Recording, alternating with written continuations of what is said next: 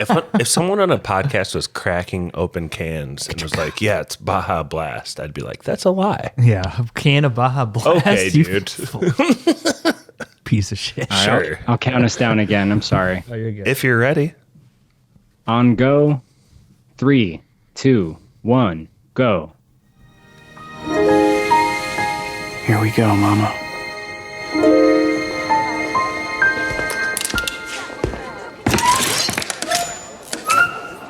Ladies and gentlemen of the Gallery Gourmet, my name is Willy Wonka, and I have come to show you a marvelous morsel, an incredible edible, an unbeatable eatable, the likes of which this world has never seen. So quiet up and listen down. Nope, scratch that, reverse it. I give to you the hover chunk. Listen up and Chalamet down. It's an unbelievable podcast. This is Spoilers. Stevie's so disappointed in you right now. Slobbered all over this mic. Give me my Oscar, Cream bitch. of the crop. This is Pappy. This is the pod that almost broke Spoilers. Lord. 2 months ago, we recorded an episode on Charlie and the Chocolate Factory as part of our broader Willy Wonka series. We sit here Endeavors. today to do part 2. Our journeys. Partially broken by Tim Chalamet himself, Stevie's favorite actor. Wispy Tim. He got sick. We had legitimate reasons for pushing, but we're finally here. Very Trumpian of you. Wispy Tim. Wispy Tim. That's not Trumpian. Wispy Tim. Okay, man. He could have come up with something that clever. He's a wispy lad. He's got the cheeks, the cheekbones. The girls love it. He's never won a fight. It's true. can't sing worth a lick, but goddamn is he handsome. His hair very curly. We all love it. Speaking of something we all love, the opening question. I did give you guys a heads up this time. I'm even going to go first. Kylo, I know you have one, so we're going to go me, Kylo, and then Stevie, Josh. And, of course, we all asked ourselves, where did this Willy Wonka guy come from? Why don't we ruin the magic of his backstory? So I thought, well, who else? It's chocolate. It's a chocolate. Who else needs a backstory? And I'm going to go obscure, but if you know, you know. And it will probably be the plot of Red Dead Redemption 3. But in Red Dead Redemption 1, there's a character named Landon Ricketts. You remember Landon Ricketts, Stevie? I do. You meet him in Mexico? Supposedly one of the should you be greatest- giving people spoiler alerts if you're For gonna Red Dead? Yeah, if you're just gonna crush That was the like ending 15 of like years ago. Okay, but you're talking about like 24-hour games that you just crush the endings of with no warning. This is I mean, not a come on. spoiler. At some point, as your travels in John Marston's Anyway, he shoes- dies. No. Okay, well, you just gave it away. R.I.P. He meets Landon Ricketts. He's the greatest gunslinger of the West. He's from the Old West time. He kind of disappears throughout the story, and he's not in the first Red Dead, oddly, or the second Red Dead, which is like the first chronological game. So people think Red Dead Redemption 3 will be the story of Landon Ricketts, and I'm fucking here for it. But Corey, who do you got? Hi, this is Corey, Kylo Ren memes. So I think the question, if it was unclear to anyone, is like, which character from which IP should get like a Wonka-style backstory prequel movie, Not right? Wonka style, but yes, the backstory prequel. Please start him on a ship for no reason because he was a sailor for no reason. I don't even hate that movie. Or maybe a Wonka style. We'll see. So I actually came up with 3 answers within the last 5 minutes, Pappy. Good. Give them all, Brett. I have my joke answer, my real answer, and then what will probably actually happen answer. So my real answer, what I would like to see, and this is never going to happen, is the Good Time prequel, where we see Connie Nikas, Robert Pattinson's character from Good Time, and like things he was doing before that odyssey, before that eventful night where he eventually landed himself in prison. I want to know more about this guy's life. I want to see him in his youth. I want to see what other shenanigans he got up to, who around him has gotten fucked over. And it will, of course, only work if it's directed by the Safdie brothers. So that is my preference. That's the one that'll never happen. My joke answer, Josh, you probably know this. Young Guns 3 is coming out. Are you aware of this? How? Yes. truly? It is real. There have been interviews with Chavez himself. It's going to have Emilio Estevez. Young Guns 3 is a real thing that's happening later on in their lives, even though Billy the Kid is dead. I don't know what bullshit story they're going to make that work. But fuck that. Wipe that off the table. I want Billy the infant. Billy the little kid. Billy Jr.? And we're talking... This movie has a name already set up. It's called Younger Guns, baby. Oh my God. That's pretty good. It's 10-year-old Billy the Kid, and he's like, stealing gum or whatever kids BB do. guns, pellet guns. Okay. Yeah, exactly. He's not stealing real cattle. He's stealing, like, hobby horses, I guess, some shit like that. Okay, here's my third answer, then I'll shut the fuck up. He would play cowboys and Indians in the worst way you could possibly imagine. Jesus. He would take a few scalps. There'd be some cameo with young Chavez. He'd be like, that kid is pretty good with a butter knife or whatever. He'd like throw a knife or some shit. Anyway, what probably really will happen is a movie called... Well, actually, I'll give the name reveal in a sec, what I think it'll be. Have you guys seen Labyrinth? Yeah, we did a podcast on Labyrinth. Yeah. Bowie. Okay, that must have been a long time before I got here. Labyrinth, 80s movie, David Bowie. Jim Henson movie, very fantastical, fantasy, a lot of Muppets. Really cool 80s movie, in my Pappy, opinion. what does that cool one? music. What does that one Muppet say that you loved? The little like worm guy. He's like, I'm a worm. Who, me? I'm just goes, a worm. Hello. I'm just a worm. I have one. I think there will probably be a movie about the David Bowie character in that. His name is Jareth, and I think that would be the name of that movie. It would be Yeah. young him, or something about him like becoming the Goblin King, and it'll probably look like this movie and be about the same quality as this movie, Wonka. I'm guessing. I Played think by that will who? happen within our lifetimes. Something that does not need to happen, but probably will. Played by who? Corey? Played by who? Probably a woman. Tilda Swinton. Not Joe Because, Keery. woke stuff. Episode 168, by the way. Labyrinth. A cool June 17th, 2018. that Ooh, episode. Year of Our Lord, pre-pandemic. Yeah. Stevie, hopefully that was enough time. You got an origin story of a character you'd like to see? Yeah.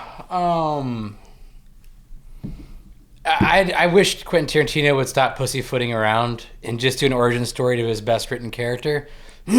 Surprisingly, from The Hateful Eight. Now that her daughter's a famous actress. Huh? Now that her daughter is a famous actress. No, not the bride. You're talking about... Uma Thurman's Oh, daughter. I'm not talking about that. No. Oh, who? The Hangman? No. Yeah, Major Marquise Warren from Hateful Eight. Sam Jackson's character is Samuel Jackson. I just easily- assumed you were Bill Killing this whole time. easily his best character by far. Okay. In like the lore that he created with like burning down the Confederate prison camp, and all that entailed that, along with like killing the Confederate major's son. Like, to me, there's a lot of meat on that bone, and I wish Quentin Tarantino would end his 10 with an origin story to Major Marquise Warren and everything he entailed during the Civil War. That to me is like, Sam Jackson could kill that. He's old too. Probably one of his last roles. What do you call it? What's the name? Major Marquise Warren. I like it. That's like I call it. Marquis. I mean, like, to me, that's an origin story that's worth writing and seeing, in my opinion.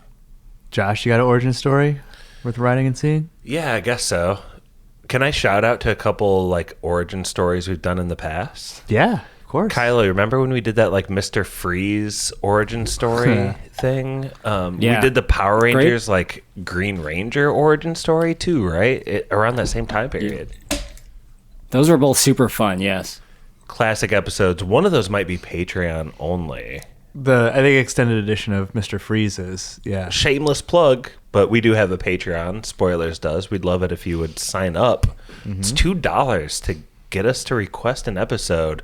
Seems like Abe, that Spotify commentator that's kind of mean. He's cool. He could just pay $2 and we would do a Clockwork Orange or like whatever the hell he wants. Or Slow Drip wants I love Abe. Clockwork Orange, I think. But Keep commenting.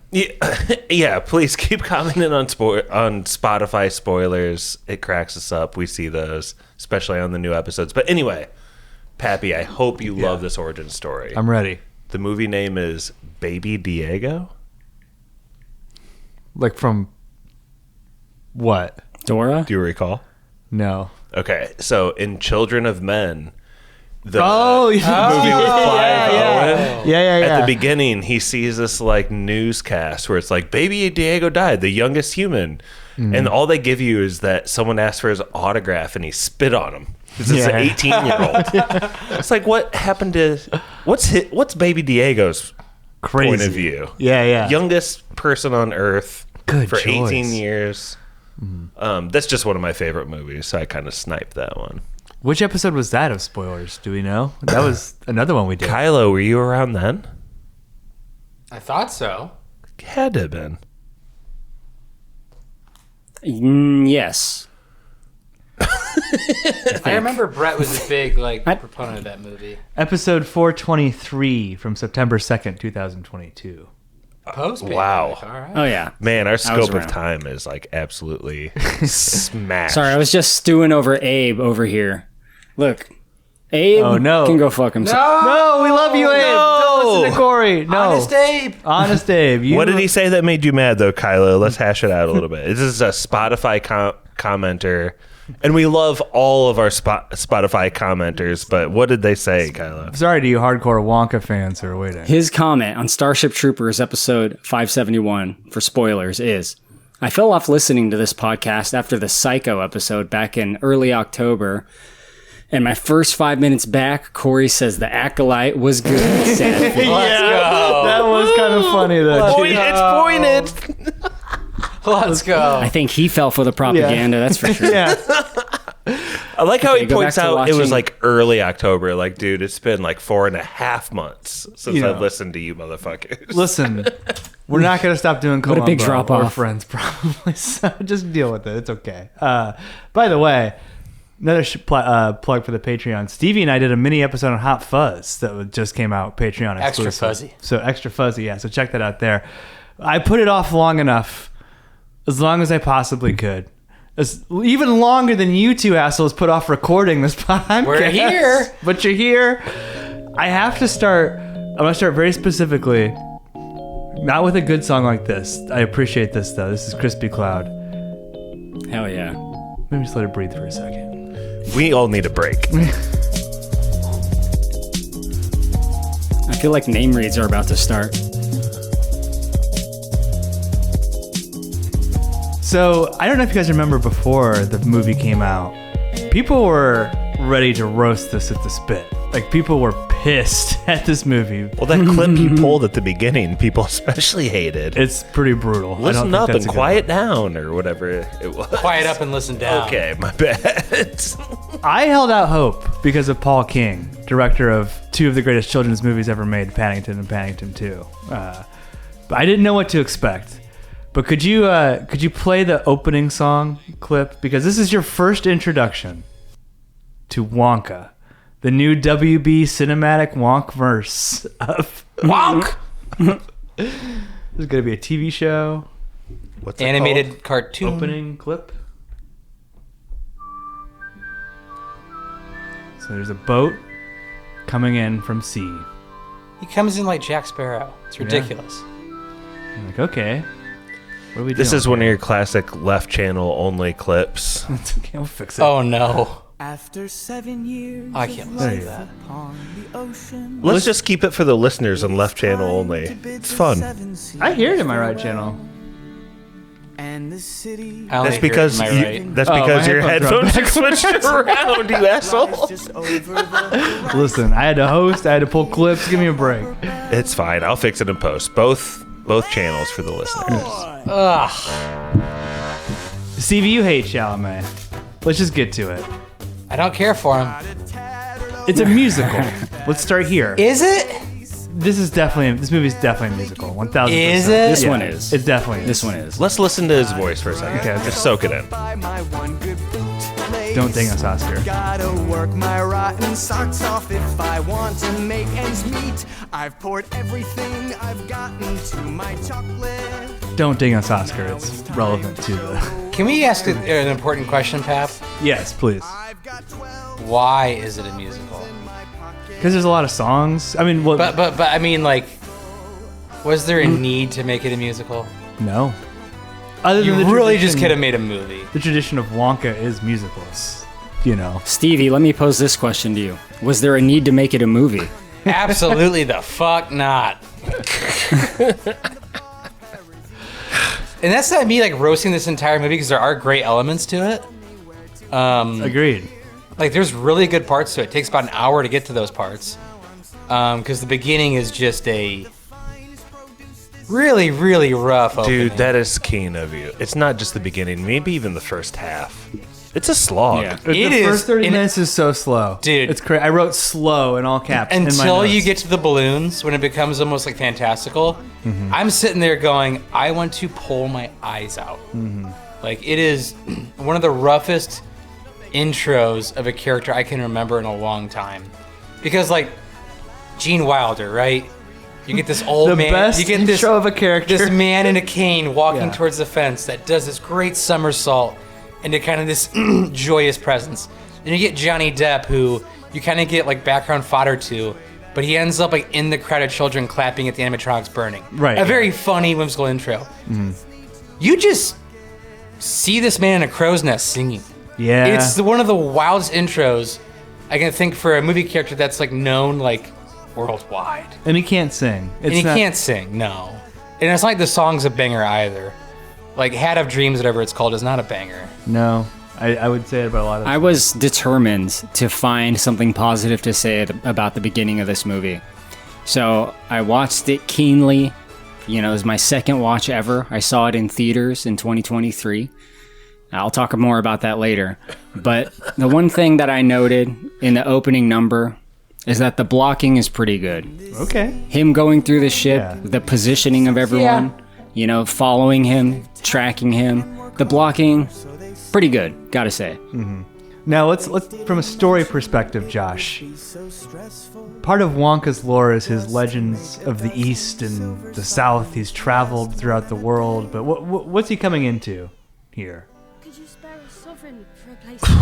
Because it's not a story, by the way, of those journeys of going to Japan or going to Peru. Well, This is- him jumping off that semi on the light pole is like the Legolas down, like snowboarding down The the elephants. orcs. yeah. or the elephants, either way. Like, Yeah. Come Listen, on. I'll say the one thing I like about the song, I like the bit with him constantly losing the sovereigns to like a kid, and then he drops I the agree. pumpkin. That's cute. And he's like, I've got 4, I've got 2, and then like the one kid follows him. He's like, get the fuck away from me. As the kid's like chasing him. I have a from question, especially for Kylo, because I think lore is something that Kylo pays attention to, especially like, kind of like I do. Oh yeah.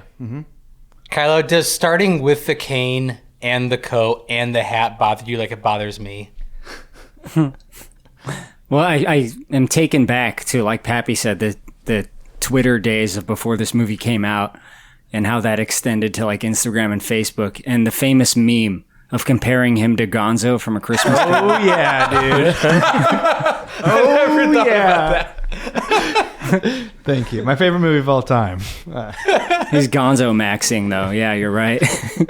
I mean, maybe it's just me, but I wish he would have like earned those things throughout the movie and not just like started like OP with it. You know what I mean? he's Yeah. a bit fully fledged. Yeah, it's like Does he as a character grow in this movie? Not I at think all. he's like perfectly Jesus at the beginning of this movie. there's no growth with him at all. But that's exactly what I was trying to say. Like, why does it start with like not him learning the secrets of the chocolate trade, but like the story is him establishing his business. Like, it's a story of the Wonka Chocolate Company more so than the story of Willy Wonka. You know, it's even called Wonka. It's about the company. It ain't about Willy. But there's a huge plot foil here because it's like he could start a chocolate store anywhere on Earth.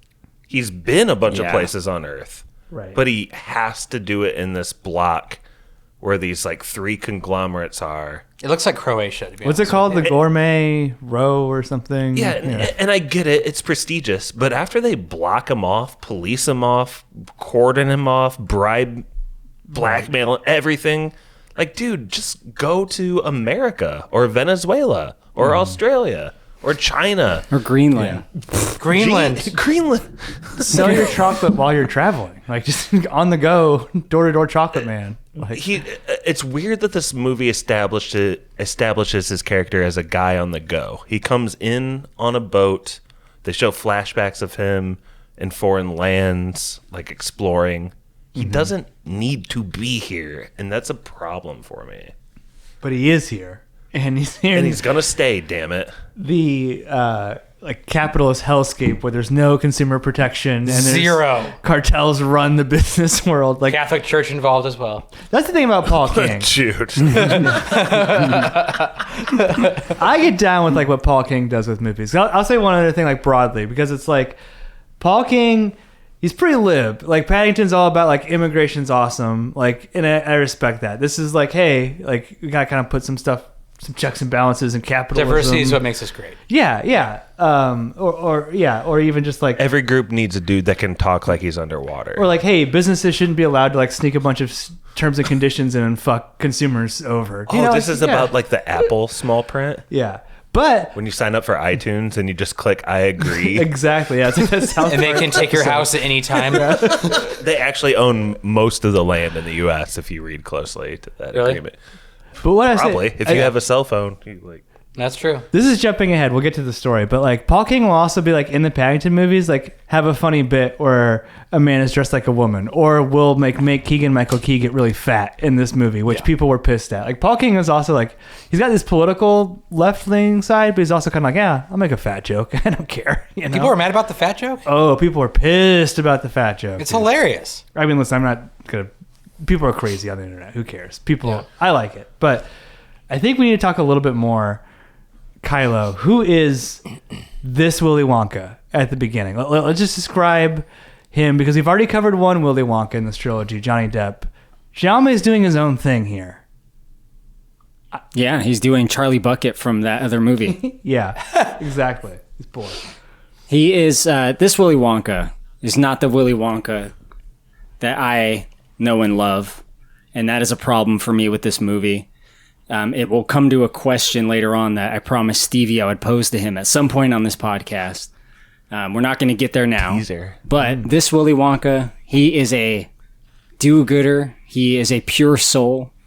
He is a young man that has no cruel or malicious bone in his body and is bereft of cynicism on every level. That is a Which, very again, good point. is not my version of Willy Wonka. That is such a No. good point.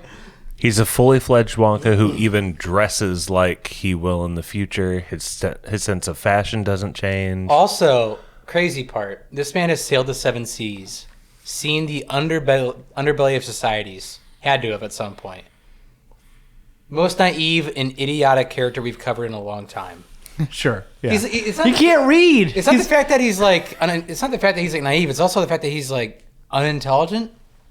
He kind of plays Wonka dumb, which is a problem for me. Wonka's a salesman, but also like literally magic in this movie. Yeah. too. Like you can do things with like, you can light a candle by blowing on it. He can make. He has people an fly. office in his hat. Yeah, he's teapots and stuff. He's just pulling out. Yeah.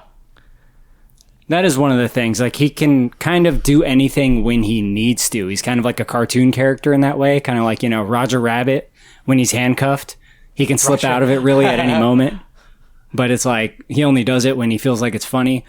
Willy Wonka kind of has that power, the magic hat kind of thing. I'm kind of okay with that, really. It's mostly like his portrayal of this version of Wonka that I don't like. Maybe it's not his portrayal. Maybe it's the way this Wonka is on the page, which is, like I said, really not like Wonka at all, at least as I think of him. What I thought this might be is like his path towards cynicism. Like what made this like, this man with a twinkle in his eye, like get a little dark? Like what changed him? but that's not really it either. The question the original movie always posed to me was that it was more so that like Wonka gained his full humanity at the end of that movie. You believe one good deed. Like he didn't even know if someone could do it. You know? That's a good point. And like he's full-fledged Optimus here at the very beginning. So to me, if they were actually going to make this interesting, there's a middle movie in here where shit gets dark. Noodle sure. dies a brutal death. Obviously, yes. There's definitely going to make that. Yeah. That's going to be the Slugworth, like how Slugworth goes bad, because they are rivals in the Wonka. If that kind of stuff happens, I guess that could make it make sense. But that's one of the things like a blues player says. Like, there's no wrong note as long as the note you follow it up with like puts it into context. But when you just see this movie, it feels like It's kind a of wrong Jack note. White way of playing guitar. Maybe out of tune, but it's gonna sound good. Yeah. He's making his own Wonka. He's going his own way with it, and he's playing notes But, like- off the page. He has no flaws. No, he can't read. That's his big flaw. That's not a flaw. The movie kind of makes fun of him for it a couple times. It was kind of, My biggest issue, honestly, if you remove names, sure. this could still like be a movie. It doesn't even have to be a Wonka movie. If you just remove names, it's still just a movie. Yeah. Like there's nothing about this movie that says Wonka to me outside of chocolate. And he made other things than goddamn chocolate, for Christ's sakes. Right, yeah. Like he It was never really about the chocolate. It's about the other things the But chocolate other does. things like- it's like when you hear a pharmacy commercial online, it's like may be conducive to floating in the air, and you may float longer than you think. And you may fart out a bird out of it. You may grow blue hair, and it may come out like a Yeti. You may look like one of the things from the Cat in the Hat movie. It's all about the side effects, though, right, Stevie? It's not even about his chocolate or something. They always like, yes, It's it tastes about good. who you share it with. Right. Okay. Everyone on the city blocks floating around. He's got these Don't chocolate question, magnates that suck. Don't you dare- He's sharing it with them all the time. Don't you dare fucking question Sally Hawkins, Josh. I will fight for her honor, sir. She can do no wrong, sir. Because of his naivete, though, because he can't read, we are introduced to two of my favorite characters from the movie. And I know we said it starts slow, but once Olivia Colman, who we obviously all know, shows up, but also Tom Davis, who I was not familiar with, who's got the baritone voice of like a mountain troll. He's kind of a amazing. Travis Kelce sort of dude out there. He's awesome. He's like a Ron Perlman type. Yeah. What's their scheme, Josh? What's their These are like, this is like the Scrub It family, yeah? essentially. Scrub. Yeah. We have slaves. In some ways, this plot line is entertaining, but it's also really frustrating. Why? Okay, talk through it.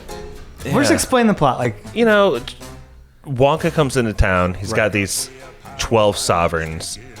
He loses all his money right away. He's down to one sovereign, just enough to stay like one night at a place. right. And he chooses a place, and it's these Scrubbits where he can hear they're singing right here. Actually, he loses his last sovereign down the drain, and this okay, Tom Davis bleacher or whatever. so he comes needs up. to borrow one night's bed. Right. Yes. Yeah. And that gets him, like we said earlier, in the fine print.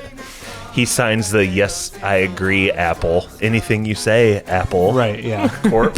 Whatever you need, I will agree. And he stays a night. And so, like, essentially, basically, like, the Scrubs, they have him pinned down to this contract where he's, like, an indentured servant for 10 years or something. Like, he owes all this money to him because he used soap. He had a drink of gin, which was interesting. They brought alcohol into this. He used, I liked this detail. He used the stairs up and down. Oh, so yeah. that's an extra charge. You know, they have all these extra surcharges that were there in the fine print. He didn't notice them. He signed. And so now he's like in huge student debt. And he's got to live in their jail and just work in their washroom for like 10 years. So Wonka's like whole dream is down the drain. A couple just Paul King things again from I've only seen the other two Paddingtons. I want to watch his early like more indie movie that he made, but the blocking and again the way What's the way that about? It sounds like it's the description was it's the guy from what's the baking show? Great British Bake Off, Niles. Matt Lucas. No, yeah, he's in it. No, like the weird guy with black hair. Noel Fielder. Noel Fielder. What's it about though? He plays a guy named Javier, and it's this guy who's just like in his fucking Fielding. apartment, and he's like reliving his trip from Europe by all the stuff that's in his apartment. And then like I think this Javier guy like appears to him, like he's kind of like Just reminiscing. tripping out a little bit. Yeah, it's not just Noel Fielding. It's the other guy. It's the two guys from the Old Greg skit on YouTube. Oh, yeah. No way. Yeah, it's Old Greg and the other guy. Yeah. What the hell? So that was like the first thing Paul King made. But there are like a few things that like throughout Paul King's movies shine through. Like the way that he explores the exterior of the like wash slave indentured servitude house is a very Paddington shot. There's also this like very Paddington element, Stevie, like where people have their specialty within like the crew. You know what I mean? And then like He's it's a very big much- crew guy. and then the crew comes together to like accomplish something. Anyone from like the washroom crew who stuck out to you? Do you remember who else is trapped here? Could be anybody. Maybe it's just bits that I love, but I really love a bad comedian. I don't know why. Maybe it's like the Tim Heidecker love for me, but like I love anyone that can play a bad comedian great. Larry Chucklesworth. Larry Chucklesworth is great. I'm a big fan of The Accountant. What was his name? I gotta check. It's a funny name, but just Abacus Crunch. Abacus was great. That's a funny also name. amazing voice. Yeah. Oh, yeah. Incredible voice. Just He can sing. well, not just talking. Just a great command. It's like almost like what was his name? Is it Brian Blessed? He had a great voice. He did a lot of Disney work. Okay. Yeah. But I think he did. Brian Blessed did the voice of Clayton in Tarzan. Oh, okay. Just kind of that booming voice. Those are the two that from the washroom that really stuck out for me. Yeah. There's also Noodle, who we meet. Josh, what do you think about Noodle? We're all confused about Noodle Man. I'm not sure what the age discrepancy is between Wonka and Noodle. We were gonna talk about that. I'm It's not huge. sure if there's a love match here. I'm not sure if it's a mentor-mentee, and I'm not trying to be Not a legal I'm one. not trying to be Not illegal one. Fill us in. What are the ages here, Kylo?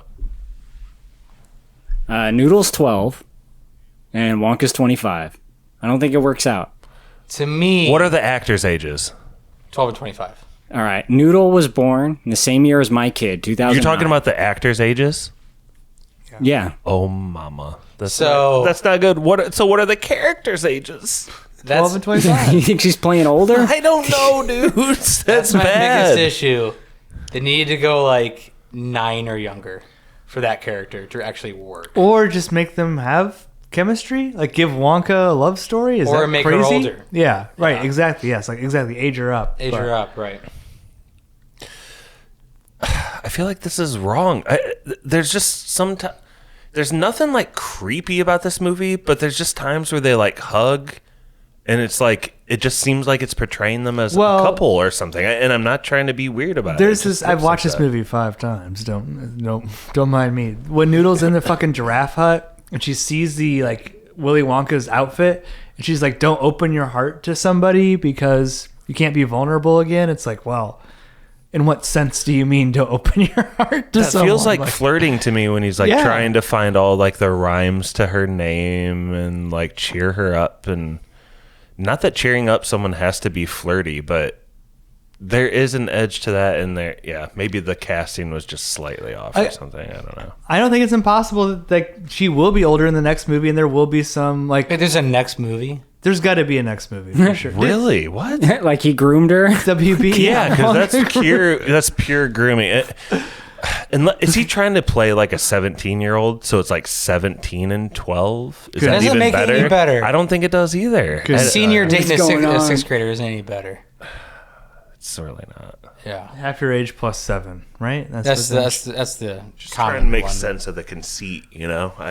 But like if you make Noodle a precocious young child, like 9, 10, elementary school, then everything's way more clear, you know, in terms of like their relationship. Also, like, so Noodle's been a slave for 13 years with these people. Like, you have to go down. It's the only way Yeah. 12. Yeah. And she's also got the longest sentence. She's almost like the grown-up of that group in a way, too. She's like looking after them.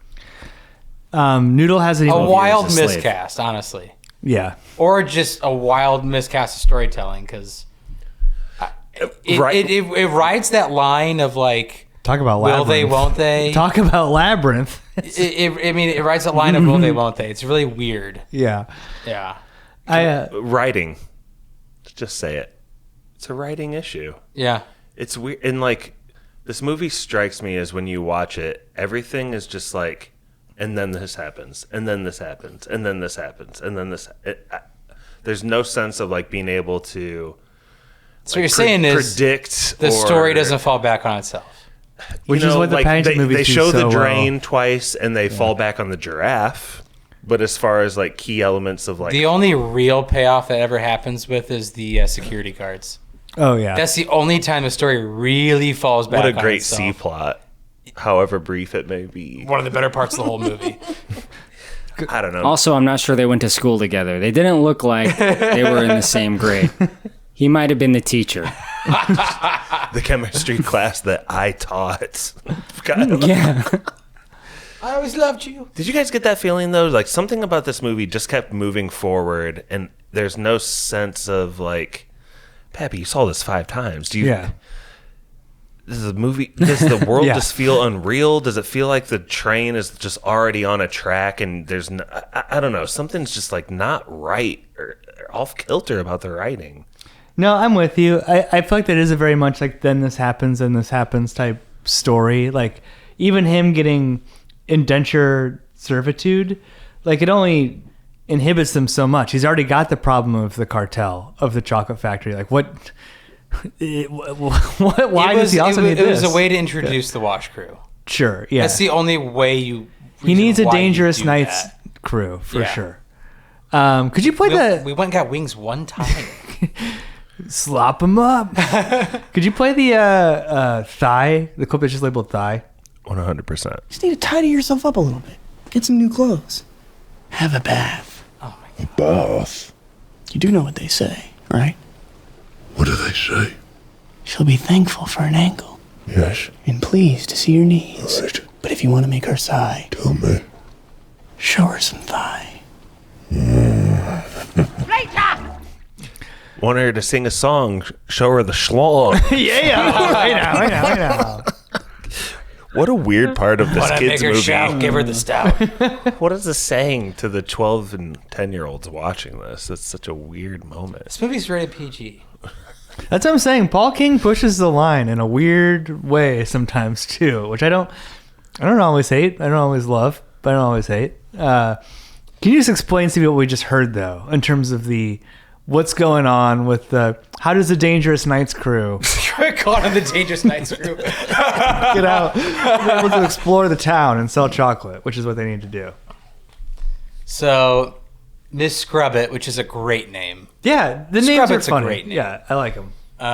She gets all frazzled when she's around aristocracy, right? Mm-hmm. She gets in her feels per se, and so What do you mean? she gets a little misty down there. Scrub. Is this the catchiest song in the whole fucking No, What is? chocolate. Okay. Sorry, go ahead. Yeah. She gets turned on by the princes and shit. She gets turned on by that stuff. So Giant handles, sticking it in barrels, all that stuff. all that stuff, and so they dressed. What's that dude's name? Which one?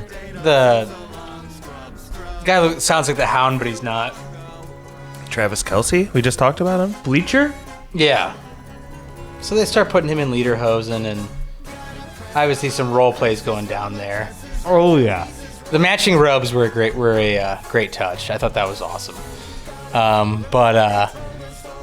Yeah, that's kind of the thin plot to how they kind of get about town and start making cash. Wonka also has this Just ability distract him by sex. like Wonka also distracts the dog, like rigs up a whole contraption where they can automatically wash the clothes. Magic when you need it, right? This will enable them to sell Wonka's chocolate throughout the town and pay off their enormous debt that they've acquired throughout the years. You know who he's playing that, like, besides Wonka, I think? Who? I don't think he's playing Wonka. He's, like, playing, like, Leo DiCaprio's character in Catch Me If You Can, Frank. Okay, yeah, I Like, can see it. that to me is, like, who he's playing, because he's not playing a Wonka character at all. He's like- just the like kind of con man, Kind of like, kind of like the lovable con man. hooker by crook, figuring things out. Yeah. I can see it a little bit. There's just we're still on this first act, right? Yeah, probably. Just I think Go anywhere. I'm trying to like put my finger on what pisses me off about the movie here in the middle or in the beginning, and hopefully I can say some more positive things about it later. I do plan on doing that, but like the real world of Charlie and a Chocolate Factory is like a grim, gritty world with a lot of poor people, and that's like the majority of the movie. Like you're hanging out with that's the backdrop. The characters in this movie are all like characters you would find in Willy Wonka's Chocolate Factory in the movie.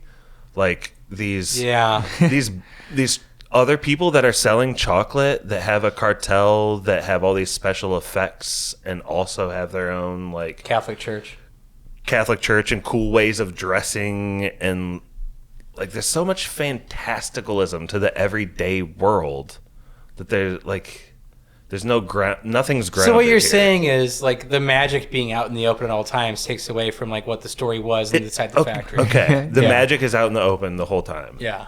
I think that's it. That's kind of rough. Mm-hmm. Yeah. The magic is in the Scrubbits factory. Like there's some of it there. It's everywhere. All he has to do is set his backpack down and open his little like chest up, and there's like a full-fledged magic factory inside of that already. But that's what I'm saying. Wonka's too OP. He already has it. That's why Wonka's He's too OP. Yeah, he has to have multiple enemies. He has to be fighting like the government and the state, Also, and these slave drivers. if you're too. telling an He's origin an end game story, character playing level Yeah. if you're 1. telling an origin story, why would you make like the three chocolate competitors eat immediately evil? Why would you not like? No, the girl will turn evil. I promise. There's going to be a second Wonka, and that will be the plot. I'm telling you right now, that will happen. Okay, but that's great. But why would you immediately start like the chocolatiers off as evil when you can ease into it? It's already a 2-hour fucking movie. It's a long movie. They That's already why we're wait- drinking long drink. They wasted 30 minutes at the beginning. Peach. Yeah. Great flavor. I mean, I will say, in this beginning's defense, I do like this long drink, by the way. Thank you for the treat of the week. Oh, of course. I gotta crack mine open still. What if there's a movie where like Christian Bale is method acting a poor Wonka getting to Ellis Island? Okay. His first like week of being on shore with like no money in the streets, getting gangrene. A week? A week would all it would take to be like, dude, Wonka has the grit it's gonna take to get him to the top. I guess. Like, to me, a much stronger opening than what we get, like the Jack Sparrow kind of awful song we get. Yeah. The song's know, bad. I It's a terrible song. Yeah. Like, why not show him, like, in a bakery, like, trying to, like, process chocolate and, like, learn through that? And then you realize, And he maybe like, sucks at it? no, and then you realize he's broken into someone else's bakery or, like, factory. Oh, he's that's trying to fun. learn there. Yeah, yeah. And, like, the cops chase him out, and you realize he's just a vagrant. I think, trying to get by. I think that's Like, the problem. Yeah. We need him like the breaking intro the is law. like the intro to this movie is bad. Yeah. He always has the moral high ground of what he's doing too. Like, you know what I mean? He's never Why doing not anything bad. make him? I mean, like we can talk about like Ratatouille to me is one of the all-time great Pixar movies, right? Yeah. Like the first half, like the first act of that movie is literally him stealing from every kitchen he goes into. Right. Yes. It takes an hour for him to actually like quasi be accepted like in a kitchen, even though he's still hiding. It takes an hour and 40 minutes to him to be accepted in a kitchen without hiding. Jesus Wonka can't even steal a pint of Jesus milk. Wonka Yeah. can do no wrong. A, that's stealing. C, that's. I mean, you know, a chef makes, a crook takes. Like that's the whole point of that whole movie is like learning how to be accepted, like within your own tribe, someone else's tribe, and within the profession, what you want to do. Mm-hmm. Like him being accepted everywhere, outside of a chocolate cartel, is insane to me. Right. Yeah. His whole thing. Like, as an Like audience, Wonka's problems. like as an audience, I want to see him fail, and I want to see bad things happen to him, and that's how we get growth as a character. We get zero growth with his character at all. Seems like the chocolate guys evil deeds could be more along the lines of like getting him to be like them and getting him to be on their side. Yeah. They're just so completely black and white evil. They just are trying to kill him essentially right away. Yes. We're bribing the cops to kill you right off the bat. That's about as evil as you get. Yeah, there's none of that like, hey, you're one of us now, or like, hey, he opened up shop, let's mess with him until he, breaks. Or Like, steal his secrets, like milk him for his secrets before we knock him off. There's nothing like that. How he like may have lost his humanity in the future is like people he trusted screwed him out of like what he loved doing. Yes, I like that. Maybe he has some humanity at the beginning, but it's got to be strained so that he needs it back later. Yes. You have to strip it from him. Charlie needs to give it back to him, not like he's always had it. In no both matter movies, what, they do that, ever. by the way. In Depp Wonka and Gene Wilder Wonka, both their humanities are stripped. Like, literally, those movies are about what it is to, like, be human at the end. Regaining that. Yeah. Regain their humanity through a child like Charlie. Like, he never loses his humanity here, never has it struck in whatsoever. It's just... But that's what I'm saying is like that. That's why I've seen this movie so many times. I'm so convinced there's got to be another one because there's a ginormous gap between this character and that character. So whatever they're trying to tie it to, otherwise why even make it a Wonka movie? There's got to be some other arc where he becomes sinister, right? And we don't see that in this at all. Corey, I don't want to skip. So you think this movie is incomplete without a sequel? Yeah, I do. I think it's also kind of weird and useless. It's just this different person. I just want to see Christian Bale skinny like the mechanic, grinding out how to make like a cherry chocolate thing for like 2 years. Fuck that. Daniel Day-Lewis. Okay, but he doesn't have like hovercraft beans right off the get. He's looking to make like the simplest complex flavors here at the top, man. Like, I guess you could say I'm a chocolate man. But I would even... So he can't be 17 hitting on this 12-year-old. He's traveled the world. He knows every secret of the trade. You can't be doing that for a lot of reasons. Pat makes the biggest point here. He's already a chocolatier at this point. He's just not a businessman yet. Yeah, it's a movie about starting a business. Not It's becoming... You will learn business. It's about a movie of a forcing British the way. wrong location. Like, this niche is already filled in this town. Just move. There's no sports. 2 miles away. You're good. There's no sports teams in this. There's no politics. It's just chocolate. Yeah, Kylo, tell us more about the Cabal, please. I feel like I don't we've want to gone skip off the over it. rails. No, I'm no. sorry. No. This is what I wanted. This is what Wonka is. Yeah, well, this is a movie where there's a few forces opposing Willy Wonka. Fortunately for him, none of his problems ever present any real danger to him. But that aside, we talked about one of the forces, which is the human traffickers. The other is the chocolate cartel, which is the supposed 3 independent businesses of rivals that sell their own chocolates, including the famous name Slugworth from, the original and probably the book. But they are actually all in cahoots. They're like more of a comedy trio. You got Matt Lucas in there as one of them. I don't know the other two, but they're kind of like the goofy, mustache twirly, cartoonish type of villains that I'd expect to see in a movie from this filmmaker. They really are comic relief in a lot of ways. I mean, more so Keegan-Michael Key as like the chief of police, with his recurring I'm getting fatter because I like to eat chocolate joke.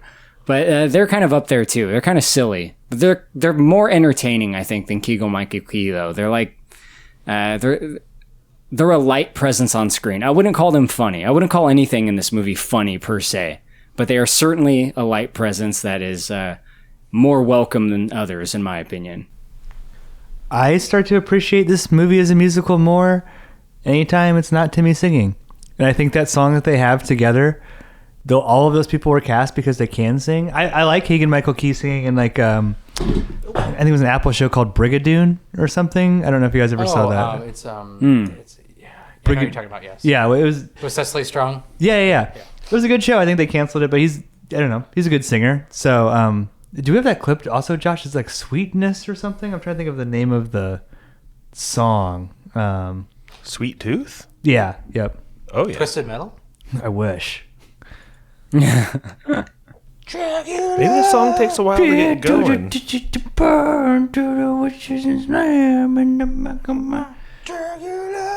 Well, anyway, Steve, you think is this movie when the movie starts to pick up for you? More Keegan Michael Key. There we go. It's literally. Man of integrity. I like this. This is one of the better songs to me when it's not Timmy singing. Yeah. Wait, let me hear this. I gotta get grounded here. I do. A hunger that you have to feed. Also, Michael Keegan Key playing a Chicago cop is hysterical. Oh yeah, it's awesome. Hook 'em, boys. It's like the Chicago cop angle to me is hysterical. I'm not as down on this movie as you guys are, and this is where it starts to turn. No. I'm down on the first half of this movie. Yeah. So the same thing to my wife. There's an instant where this movie actually becomes enjoyable to watch. Okay. We haven't hit it yet. I mean, we're watching the milking of the giraffe right now, but it's coming up. Yeah. Like, literally when like the balloon sequence starts is when it becomes an entirely different movie. Like the movie branches into something that it hasn't been for an hour. Give me a little bit more of the Sweet Tooth song. You want to hear it higher up? Yeah. Don't look at your waistline. It's fine. Come on. Who needs to see their toes? So, 700 boxes. I mean, it's a weird argument though, Stevie, because everything is pretty fantastical here. What is it about the balloon scene that sets it apart? That's Why is a that lot so of good? chocolate. It just becomes, to me, it just becomes a different movie. It picks up a lot of steam. It starts to become kind of a faster movie. We forget that Willy Wonka is just Jesus. And then they actually start building towards something. Well, which talk to why. What is the balloon scene? Give me a step back a little bit. Well, you gotta fast forward to the path. I'm not gonna fast forward to it. There's a scene that I love when they're at the zoo. All this happens at the zoo, by the way. But I like when they're like giving the security guard the whiskey chocolate. Like that's cool, right? That's Whiskey, wine, chocolate. I'm into that kind of It's stuff. like it's like a Four Loko in a gumball or something. That Yeah, the old ones. the security guard is Simon Farnaby, by the way. He is the cross-dressing security guard in Paddington. I think he's been in all of. Oh, is that him? Yeah, I think he's been in all of his movies. I listened to an interview with him. See, this is the hard part, though. Rewind, Pap. Yeah, he's hilarious, by the way. But Rewind yes, a little bit. so Okay. Rewind again. Keep going. Keep going. This is up with the balloons. Well, this is the part I struggle with right here. Holding hands, running in the snow. Obviously achieving something As together. friends. That is weird. Getting the dude. balloons. No. Yeah. Not only getting the balloons, but trotting across the water with them. Like it. That is kind of cool looking. It's a very cool looking shot. That's why I said the movie becomes different here. We have the flamingos flying You have the around. flamingos them. flying with it. Like to me, it just becomes almost like a Mary Poppins movie in a way. You know what I mean? He's singing her name like noodles and oodles and like yeah. little He's like bit been trying to romantic. rhyme it for the past like 20 minutes. Like Maybe this. he just looks too young. Yeah, could be. It's not apparent that there's. Like to me, like this becomes like the Mary Poppins like part of the movie. It just reminds me a lot of Mary Poppins. Also, it's filmed or it's shot very well. The color grading on those balloons are awesome. It just becomes a different movie in my opinion. It takes 50 minutes to get there, but eventually we get there. The color, that might be one of the things that changes right there. Yeah. Because the color palette is pretty bleak It becomes up until super that bright moment. right after. There's a flashback that's in sepia tones and it's barely distinguishable from like the majority Of the movie. It's Yeah. like Yeah, no shit. It's like a very, again, Wonka, colorful, like the most Vibrant. alive, but Yeah, we only took nearly an hour to get there. So, like I said, that's kind of the turning point of the movie to me. Is right that balloon sequence. It just feels like a different film. yeah. So the milk that they get from the giraffe at the zoo will allow them to make the chocolate. They fully form the dangerous. But that Knights doesn't crew. matter. He has infinite chocolates in his magic chocolate cabinet. He does. There's like no stakes with that giraffe. There's no running out of it. It makes anything. no sense. Well, gotta get a CGI giraffe in there. Last of Us made one for us already. We can just copy and paste that from one WB property into the other. They had to have that romance scene with the giraffe. You're right. Yeah, had to. Also, I'm not gonna lie, dude. That circle frame shot of him smiling in the sky is so cringe. Which one? Rewind it. When he's on the trolley. Hold on. Let me set that up. Right. Let me set that up because He's Mr. Rewind. Is it the transition? it's so the Dangerous Knights crew is now fully on board, helping him. They have a whole scheme, and their plan is to just by hook or by crook sell chocolate, run interference, like have this whole underground chocolate market. I want to play the song, which I think you're right. This is the catchiest song from the movie, and this is why I don't like this movie's soundtrack. I think it's the chocolate song. There's chocolate. Yeah. Well, there's chocolate, and there's chocolate. Only one kiss makes your confidence skyrocket. It doesn't even work here. Put your hand into your How many syllables do you guys think the word chocolate has? Chocolate. Chocolate. It's chocolat. It's a good movie with Johnny Depp. How do you say it, Kylo? Do you say it chocolate or chocolate? I say chocolate because I'm a normal person. Yes. Chocolate. It's like saying athlete. Well, there's Kylo and there's Kylo. Kylo Ren memes. Oh, gotcha. Why did you pause it on this? Because this is what Stevie wanted to see. So during that chocolate song, there's a scene on the trolley. The costumes are on point. It looks amazing. It's very yellow, but there's a transition. Stevie, tell us what happens in this transition that you wanted to point out. It's so. This movie is almost shot like a Broadway play, Yeah. and that's where I struggle with it a lot. Sure. Is like it's very Broadway-y. And I don't know if that was the intention or just how it turned out, but it's so Broadway. I struggle with it. Like they do a transition where they literally just circle around Timothée Chalamet's face as he's smiling off into the sky. Like that to me is That's like crazy, it's dude. a rough sell. Yeah. Like it has nothing to do with the story. It's just like let's see how good looking this man is. See, I don't like this as a song. I'm not as critical as like what's happening. Like there's the guy who's like proposing to his girlfriend. She's like, "Will you whisk me off my feet?" And then he's like, "Nope." And he just closes the ring box. He's like, and walks. sorry, I'm an incel. I'll never do that. Yeah. I think that's funny. I think there's like the cat who grows his hair. That's funny in this. Like there's enough here where I think it looks good. Corey, how are you feeling about the chocolate song? The chocolate song? Well, like most songs in this movie, it won't last beyond your viewing time of the movie. Oh, I like that. You know? Yeah.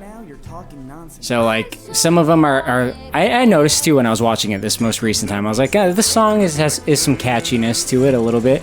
And then later on in the movie, I couldn't remember the tune. So like, these movies aren't going to stick with you. None of these songs are going to be timeless.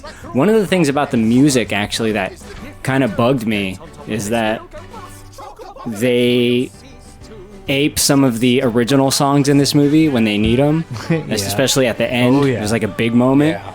And that kind of like bugs me because it's not really like anything like that original movie. It's like if you're going to do your own Wonka that's completely disconnected from that, that's fine. But it's like, are you trying to make it a prequel to that, or are you trying to like have it both ways? It kind of reminds me of like the Ghostbusters 2016. It's like, is it connected to the actual They said good original day, movie, or is sir. it not? Yeah, and he said, quiet up and listen down, scratch that, reverse it, because Gene Wilder said scratch that, reverse it. And Flip the that first thing thing you and hear in reverse this it. movie, It's your feminine right here. Yeah. I love some Missy Elliott pulls. I never knew. Yeah. I don't know what she's saying right there. It's a mystery. the first thing you hear in this movie is actually like the tune from the original 71 movie, Pure Imagination. Like before you even see Chalamet on screen, So like you're shameless. hearing that. Like they're trying to catch, Dude. those feels. When they showed like written by Roald Dahl, and it's like ding ding doo, ding ding doo. You're just like, because then you go immediately into This movie doesn't trust its own and music. then it goes immediately It into the knows. Jack Sparrow song. You're like, God damn it! Just that simple like melody structure. Dun, dun, dun. Like you'll find yourself like whistling that in the hallway, and then for this it'd be like, oh, it's chocolate. And there's chocolate. Chocolate. And there's scrub. scrub. Make your confidence skyrocket. What was that one movie? The like Lord of the Rings movie with like the Where there's a whip. there's a way. There's a way. There's a way. Scrub. You don't wanna go to war today. Yeah. Can I have a yeah. positive? Yes, I think that's nice. Okay. I think if you go into this movie thinking of it like this, it's entertaining. Sure. But there's like a lot of things that are like drug metaphors. Okay. Including this there are. whole, we're going to set up this underground syndicate. There's this cartel. We're bribing the cops with the best heroin because this is more valuable than money because you can't get this good of chocolate anywhere. Yeah. No one else can sell it actually addicted. because Yeah. you're addicted to it. It's changing your body type. It's affecting this whole town like an opioid crisis or something. Like, There you go. But it's also good, though. That's the problem, right, with this movie. It's like, yeah, Keegan-Michael Key is addicted, and he has a problem. But it's also a good thing. He's just abusing it, you know? So it's like, what? Yeah, and what's It's not totally equivalent in that what's way. the moral of the story? The good drug producer comes to town and makes the best shit. And it's a Walter White story. He's got like the blue glass shit here. He charges the least Then for maybe the that's drugs. it. He's for the people. He's only charging He one is. sovereign for the drugs. And some of the jokes come from that. It's like he's going to make candy for poor people. And like one of the rich guys can hardly, he can't even think about poor people without gagging. The movie is interesting from a structural standpoint, and I only just now noticed this, where it's at minute 30, you get the underground scene with the cartel, right? So it's like you have that slog of an intro, then like, okay, we're 30 minutes in, we got to give them some like another villain, like the actual big bad of the story. At minute 60 of the 2-hour movie, we become even more nostalgia driven. Hugh Grant? Exactly, Corey. Tell us about Oompa Loompa himself, Lofty. Oh, man. I'm going to talk about this iteration of a Oompa Loompa, which is a smaller one, but does look otherwise identical to the 1971 Oompa Loompas in terms of flesh tone, hairstyle. He's about 1/4 of an inch smaller than those guys. I'd say way- I did mention that. I said other than the size okay, differential. the size difference. I see. Yeah, okay. Same dance, same song, baby. Right? Except this one does speak other than in song. He talks to Willy here. And Hugh Grant apparently hated doing this movie. Really? He did not enjoy don't it. remember He hated those the stories? CGI equipment. No. What happened? He didn't believe in this project at all, did he, Kylo? I mean, you're taking it. Go for it. No, he didn't like doing this, and he really hated like the CGI equipment he had to wear. He called it his crown of thorns, which is like his God. headpiece, right? To CGI his head. Crown of So I think his personal bitterness seeps through his performance. Just detest I think it. you can smell it on him. Yeah. And it's funny to me that the cynical character in this movie isn't Willy Wonka like the original. It's the Oompa Loompa. And I feel like maybe in that sequel that Pappy's saying will exist someday, like maybe that rubs off on Willy Wonka, but we're speculating about a movie that doesn't exist, so who knows. But there is one Oompa Loompa in this movie, and he has been stalking Willy, our protagonist, because Willy in his travels took their cocoa beans from their island, which is a rare commodity. So he has been tasked with collecting 1,000-fold chocolate back from Willy. So that's like why he's in this movie. He's kind of been like a secret little demon that's been haunting him and kind of robbing him in the night. Has anyone watched this movie with someone that hasn't seen the original, like anyone's kids? Because does this work at all without that original? This would be insane, dude. Can you imagine this is a plot point an hour in? Oh, this is the mysterious creature that's been stalking you. Oh, by the way, you're gonna. You know what I bet they'd say? Show this to someone who's never seen the original, never heard of it, none of that. They'd be like, "Oh, is that like the actor that was the original Willy Wonka or something? Yeah. Like, is that what's going on here?" You know, 100%. Hugh Grant is kind of in like Paul King's little Also, troupe now with Sally Hawkins. If and- there's anything that Paul King does well, it's making Hugh Grant hilarious. Hugh Grant's funny in this. Hugh though. Grant is, I think, vastly underrated as a comedic actor. Sure. Like, I agree. he was most of our lives, like, kind of like the heartthrob, right? He's always in these heartthrob roles. To me, he did a lot of rom-coms in our youth. He was the British Matthew McConaughey, right? Yeah. Like, Yep. to me, he really shines in comedic roles. He is so funny when he does comedy. There's something new about this one, though. He's almost like unintentionally funny. He's just like goofy looking, and like off-putting in a comedic way. And maybe that's the director using him in a You're like funny at him. way. He's is so what gross. you're saying. You're just... Kind of. He's ridiculous. Also, He's also just not happy to be there. And I that's also- know, and that was playing in my mind too, Kylo. I Just also his misery. didn't know that Hugh Grant was in this movie. Oh, really? No, so what happened was, like, he gets in the trap and you hear a yell, and I heard this yell, and I go, "That's Hugh Grant." My wife was like, "What?" I was like, "I heard Hugh Grant yell." That's all I can tell you is I Dude, heard that's amazing. Hugh Grant yell, and lo and behold, it was Hugh Grant. She's like, "Oh my god!" I'm like, "I told you, I heard him yell." Can you play the clip Lumpy? I think it might be on the second page. Lofty? Lofty, sorry. What's Lumpy? He's the character from Star Wars Christmas special. Christmas special. That's lumpy. Now, would you be so very kind as to pass me that miniature frying pan? This one? No, the heavier one. All right. Thank you. Oh, I say, that is quite a beast, isn't it? Now, come a little closer. That's it, closer. Come on, cozy on up. There we are.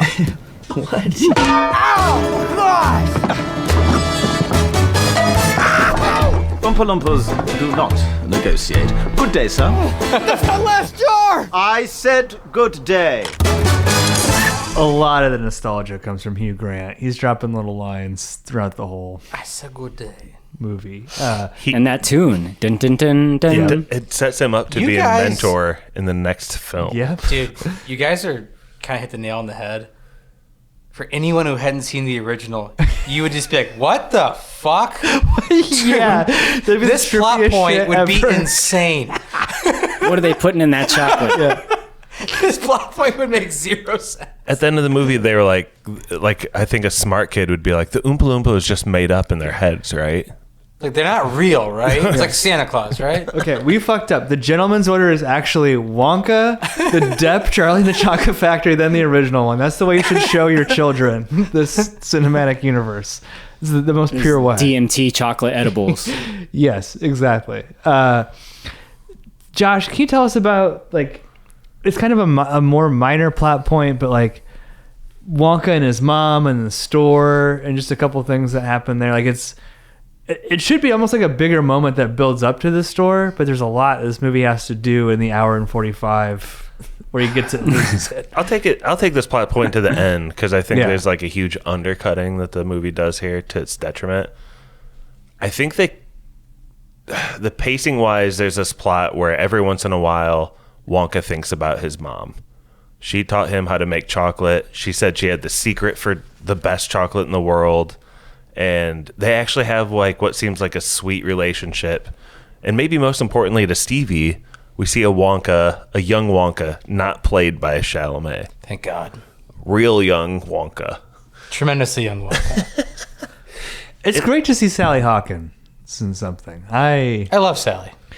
just can't get enough of her. She's the best. She passes away after these flashbacks. And so How? some sort of bad disease that only Brett could fathom. I'm guessing. I don't know. What is She it? was- How did it affect Charlie? Made him sad. Well, nope, he didn't get cynical. Nope. He didn't get Nope. sad. Don't get sad. Nope. None of that. Nope. He became perfect once she died. It made him magic. Did he cry? Dude, you gotta make it's such a simple change, but you gotta make him from this town and have she lived there and she wanted that to be the story. So, and that's why he has to do it in this town full of ops. I was shocked. I mean, shocked that they didn't show this like abandoned store in the first 5 minutes. Yeah, Shocked. it comes Like, out of nowhere. Dude, They you do can't kind just of do that. They do kind of. There's like an intro song, and he gets Not fined really for- to that level, though. You need a little bit more. He You- gets fined for looking at it. So, but, we're all kind of- cinephiles here, right? What movie did this make you think of, Pap? With like the empty store that eventually one day I'll build into my own. I just need the money. We'll figure it out. Los Enchiladas. No, Disney's Princess and the Frog. Oh, She's yeah, wanted to open yeah, up that yeah. restaurant forever. Right, yeah. Saved up money forever. We're all cinephiles. You know Disney's Princess and the Frog. Hey, we all know Princess and the Frog. And like Big we even have Daddy. a whole song about it with Almost There. Right? Yeah. Like where they do like an imagination in her head of like what it'll be when she eventually buys it. She's standing in there. She's John Goodman, the plantation owner, to front her. We never cash. get that shot here. No. We never get that like. Well, like he believes in it before anyone else does. Right. Like he sees what that store could be, not with people dancing in his head, but really setting ground foot in that shop.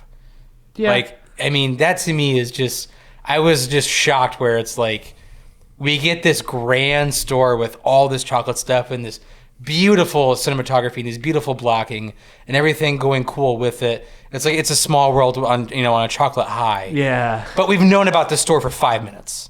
Right, yeah. Like, that to me is just insane. There needs to be like more of a... Finally, I've achieved the goal I set 5 minutes ago. Yeah. Dude, it's wild that they did this. Yeah, and I think that's the problem is like he has too many ops. Like he doesn't need to be an indentured servant. It could just be that like the catch-22 if you have to own the store to sell chocolate. You have Correct. to sell chocolate to own a store. Like that's enough of a problem that's for tough. this character to The solve. Dangerous Knights crew can be indentured servants. Sure, yeah. Like, he just knows they're there. Right, yeah. He Like- doesn't need to join their ranks. But No. yeah. It also kind of then... Yeah, because that place is just a comic Broadway show instead of like a grim halfway house that's all dingy. Scrub. I think it's good a for joke. it's good for the character of Willy Wonka to be anti-indentured servitude. Like, just get that on the record because he's got kind of a sketchy past with some of his help. Can I get us back to Yeah, Willy please. and his mom? Yeah. So there's this like after she passes away, there's this what I think is like a really relatable and cool idea in his head is that once he accomplishes this goal that he has, share chocolate with the world, somehow his mom will be right there with him. That's like the quote. She pinky promised him when he was young that she'd be right there with him.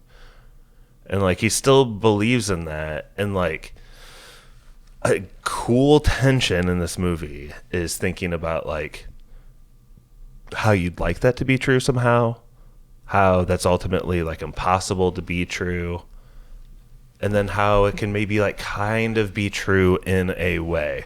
That's like really powerful. But then like right after that they're like, no, Noodle needs to meet her mom. Like it's like an art. Like, have you guys seen those the YouTube videos where someone comes back from the army deployed? Yeah, and Oh, they those surprise. fake ones? Or like the dog meets their owner that they haven't seen in years, and The it makes lion. you cry. Yeah. They're trying to just like, oh, we need something else at the end. Okay, she'll meet her mom. She's never met me. It's We so never met cheap. the mom. She's never met the mom. I felt nothing from Noodle meeting her mom. Really? Nothing? Zero. What? Not a damn thing. And I felt That's like crazy. the note and all that was passed over in his dream of like I feel like you guys having the memory Yeah. of someone there. in a You different only way. do that is if it's Noodle's movie. No, you're missing the whole point. It was what he just said. It's Timmy is realizing he'll never see his mom, but he makes this girl able to see his mom through his actions and choices, and that's Then why not make the movie about Noodle? It basically is. Okay, but the way she sees her mom is like they got someone at the phone operating systems to track down everyone with that last name. The way he experiences his mom is like kind of some sort of true magic that maybe we could experience here on Earth. Like it's not even comparable. Fulfilling his dream. Listen, I'm not trying to say this is Paddington 2 level writing, but it's pretty clear like what he's trying to do. He's just trying to draw that parallel of like what does it mean to actually be with someone, like you just said. And like, yeah, Noodle gets to see her mom. He doesn't get to see his mom. That's the whole Wonka gambit. Some people have orphan syndrome, some don't. He's got orphan syndrome. I'm pulling this clip for the YouTubes, man. You're either an orphan or you're not. That's what like the irony of like him calling her having orphan syndrome. He's the orphan. She's not an orphan. Like it's that whole thing being flipped. And like, again, there's not enough space or runway in this movie to then explore like what that does to his You either psyche. die an orphan or live long enough to see your ma. Like at some level, that should be like, well, it's shit. She had a real mom, and I don't. Like that should make him sad. But then you need more story to explore what that means for the character of Wonka. That story is insane. Which one? The one where he becomes Sherlock Holmes in the last 10 minutes. It fucking sucks, Dude, he goes full Pablo Torre. Okay, that shit fucking sucks. Yeah, Insane how he starts doing RDJ's like Sherlock Holmes at the end. Let me just set it up a little bit. The chocolate cartel agrees to pay off the indentured servitudes of all of the Scrub Dangerous Nights crew if Wonka agrees to leave town and never make chocolate again. They then try and fucking murder his ass by blowing up the boat, him and Hugh Grant. Cool part. Little like, why though? Do they need to kill him? They're so evil. It's crazy. What ticket does he get? Economy Plus? Yeah. The sign of the bench was a hilarious touch. That was funny. Yes, that made me laugh. That's a great touch. Mm-hmm. Yeah. Also, let's say this right now. If you're going to call it a chocolate cartel, the 3 actors need to be Hispanic. Okay, I don't know. Or they could have called it Chocolate Mafia and have 3 Italians playing Chocolate Mafia. I don't know if Paul can go that far. I like that. It's weird to me that you call it Chocolate Cartel, not one Hispanic actor. Okay. Picture this in your head, boys. Yeah. This movie is the exact same until they try to blow him up. And you know how he jumps? It's kind of a cool shot. He jumps off the side of the boat and they just show the door and you hear him splash and you experience the explosion from the inside. From that moment on, it becomes a Quentin Tarantino film where Willy Wonka with all his powers Hell yeah, dude. just takes crazy bloody revenge on every cartel member. They're factory workers. It's violent. Also, it's bloody. People are exploding from the inside. Obviously, fire. Like people have like napalm like fires happening in their throat. I think that would be a standard. the Oompa Loompa inflating his life preserver before he jumps off. Yeah. Amazing touch. That's funny too. This part's cooking, I think. I like this part in here. I think it's one of the funnier parts. Even I forget which one of the Chocolate Cartel members he is, but he's like explaining They tried to kill him. the difference between economy plus and first class, and he goes on way too long with it. That's funny, but yeah. The only thing that comes out of it is later he's like, I had to do like a really long icy swim to get back to shore. That's funny. No, well, he says I was out for a swim this morning. Dude, he should be out for blood. I'm telling you, if someone does this to you, The cynicism needs to be seen. Yeah. Come back with... What would the Gene Wilder Wonka do, man? He would have fucking... Don't call it a comeback! Rained hell on these guys. Dude, he would have put a machine gun in his cane. He's not... Yeah. Dude, Willy Wonka... Gene Wilder's not fucking around with these people. Yeah. I'm dead serious. He's slitting their throats. Yeah, dude, he sends them on a boat ride to hell. Dude, he'd be teaching lessons. Come with me. You will see. He's like, I'm going to torture you to death while you're on LSD, motherfucker. Any sign that they are growing? No one knows I where said we're good day. going. Willie, you got that crazy look in your eye. Well, that's a Wonka you don't fuck with in the first place. Yeah. Like I said, 30-minute chunks of this movie, because the last 30 minutes is all the Paul King thing of like, we are going to like get the Dangerous Nights crew. They each have their own special talents. To And the crowd listening at home, or wherever you're listening to this, the Dangerous Nights crew is from I Think You Should Leave, which is Yeah. one of the greatest things that Netflix ever did. you gotta look that up if you haven't seen. I'll make this a little bit more palatable for people. Yeah. It's like Fast and the Furious family crew, right? It's like, Sure. we have assembled the crew. Let's do the heist. Right. Yeah, it's like It's a real Ocean's 11. fast You Fine. son of a bitch. I'm in. But it's like, so like, I'll use a specific example. Ensemble crew. Everyone's got a speciality. But it's specific to like the three main movies he's made, where it's like in Paddington, the dad, we learned that the dad's really good at like fucking carny games. He can throw a ball really good. Then Or later dancing. on, he has to throw a ball. Like, you know what I mean? Like they set up these little things. Gotcha. The kid's into space. Oh shit, the kid needs to build a rocket to help Paddington escape. Like it's just way better, way more deftly done. than Knuckles anything- McGinty, great chef. Yeah, than anything in Wonka. But like, Corey, the last 30 minutes, you don't have to go through all of it, but take us through like kind of the revenge plot that we do get, not the violent Quentin Tarantino one we want. You'll have to help me along with this one. Yeah. But Wonka has released Noodle from her captivity, and his other friends were already set free. So they got to get things in motion. They got to reveal all the sinister doings of the cartel. And to do that, they got to like break into a vault, right? So they have like pretty elaborate plans Should've on just how to fucking do that. killed him. Yeah, it's probably easier. Should have just killed him straight up. But it ain't that kind of movie, Josh. They got to break into this vault. You know, they got little ways to do it. There's some pickpocketing involved, some trick chocolate, trick candy. We got the phone operator, fuck whatever, calling people. But one of the things that was interesting to me is that it's like when Willy's life is in peril, he ends up in these like cartoon style, Austin Powers style death traps, right? Like we talked about the boat earlier. It's not like they sent him on a boat and a guy came up and shot him in the back of the head. Like that would have been very efficient. What they did is they had like the boat driver like low-key escape and then plant dynamite with a timer. It's kind of similar to when he breaks into the vault, right? He gets like put in this vat of where all their excess chocolate leaks down, and the vat is going to slowly fill up, and he's going to drown in chocolate along with Noodle. Just shoot him. You got a gun pointed at him. What are you waiting for? We'll do it together. You're in the secret vault below St. James or whatever. Just shoot him. Just shoot him. Shoot him now.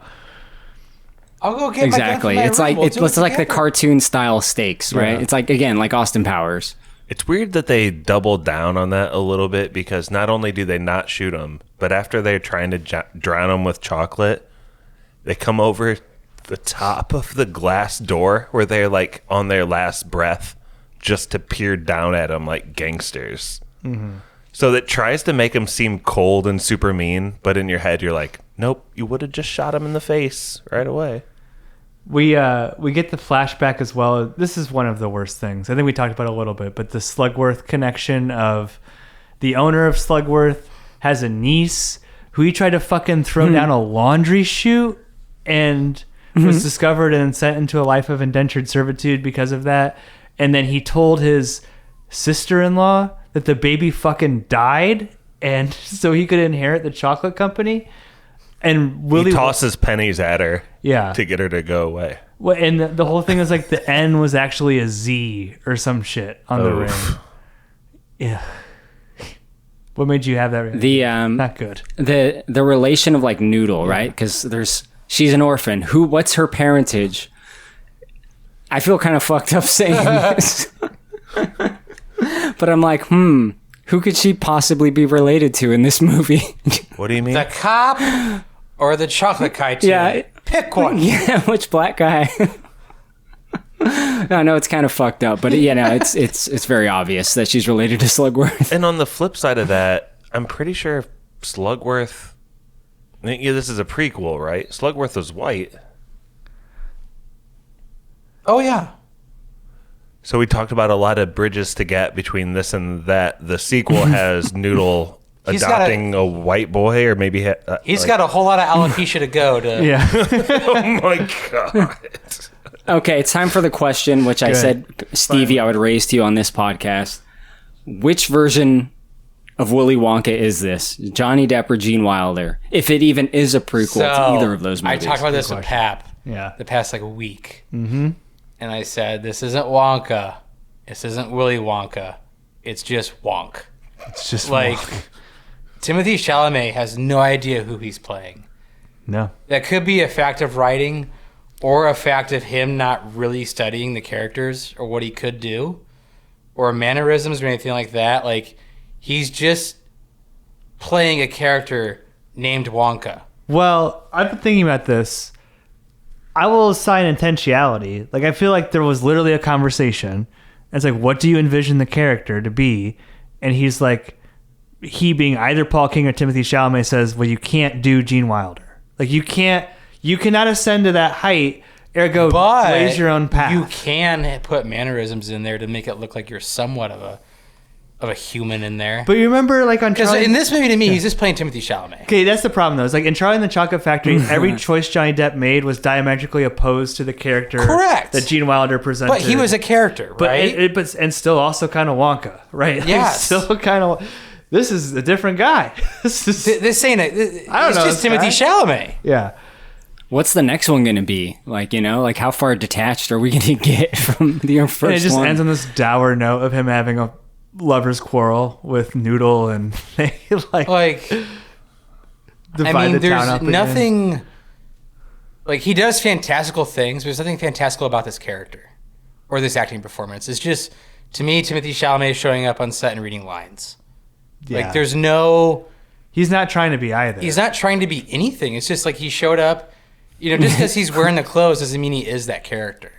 Yeah, he's exactly. He's like blank slate Wonka. But yeah, and that to me is a really tough sell. The thing is, like, that's a brave choice, but then but then they pussy out by doing all the other callbacks. Like, if you just say, "Come with me," yeah, you can't have it both ways, fucking Zaslav. You gotta choose. You gotta say, we're leaning into nostalgia and we're just gonna make a fucking live action Disney movie like they do and just fucking come on money and like whatever, who cares? Or we're gonna like actually try and do something different and take Roald Dahl's text and reinterpret it this way.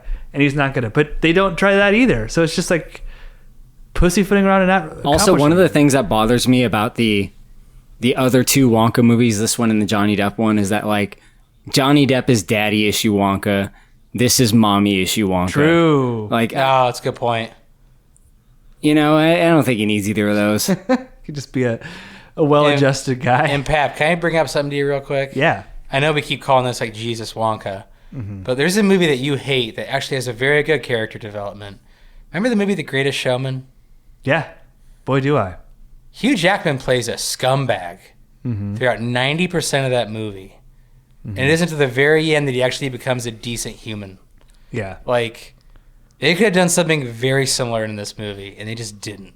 I feel like this movie was kind of like made off the success of The Greatest Showman. Like, it feels kind of similar in some ways. Oh, definitely. Like the color palettes, like the blocking, like a lot. The Greatest Showman to Cats to Wonka pipeline that just destroys so many lives. You gotta keep them out of that. But The Greatest Showman has something that this movie Bangers? doesn't, and that's memorable music. Bangers. This is the greatest show. Yeah. This movie presents a reality where, like, Jesus Wonka is so perfect here. There must be something that happened between now and then where he's like mean to kids. He's got some deep skeletons in them closets, man. But the thing is, this movie also presents a reality where the dark moment of his soul already happened.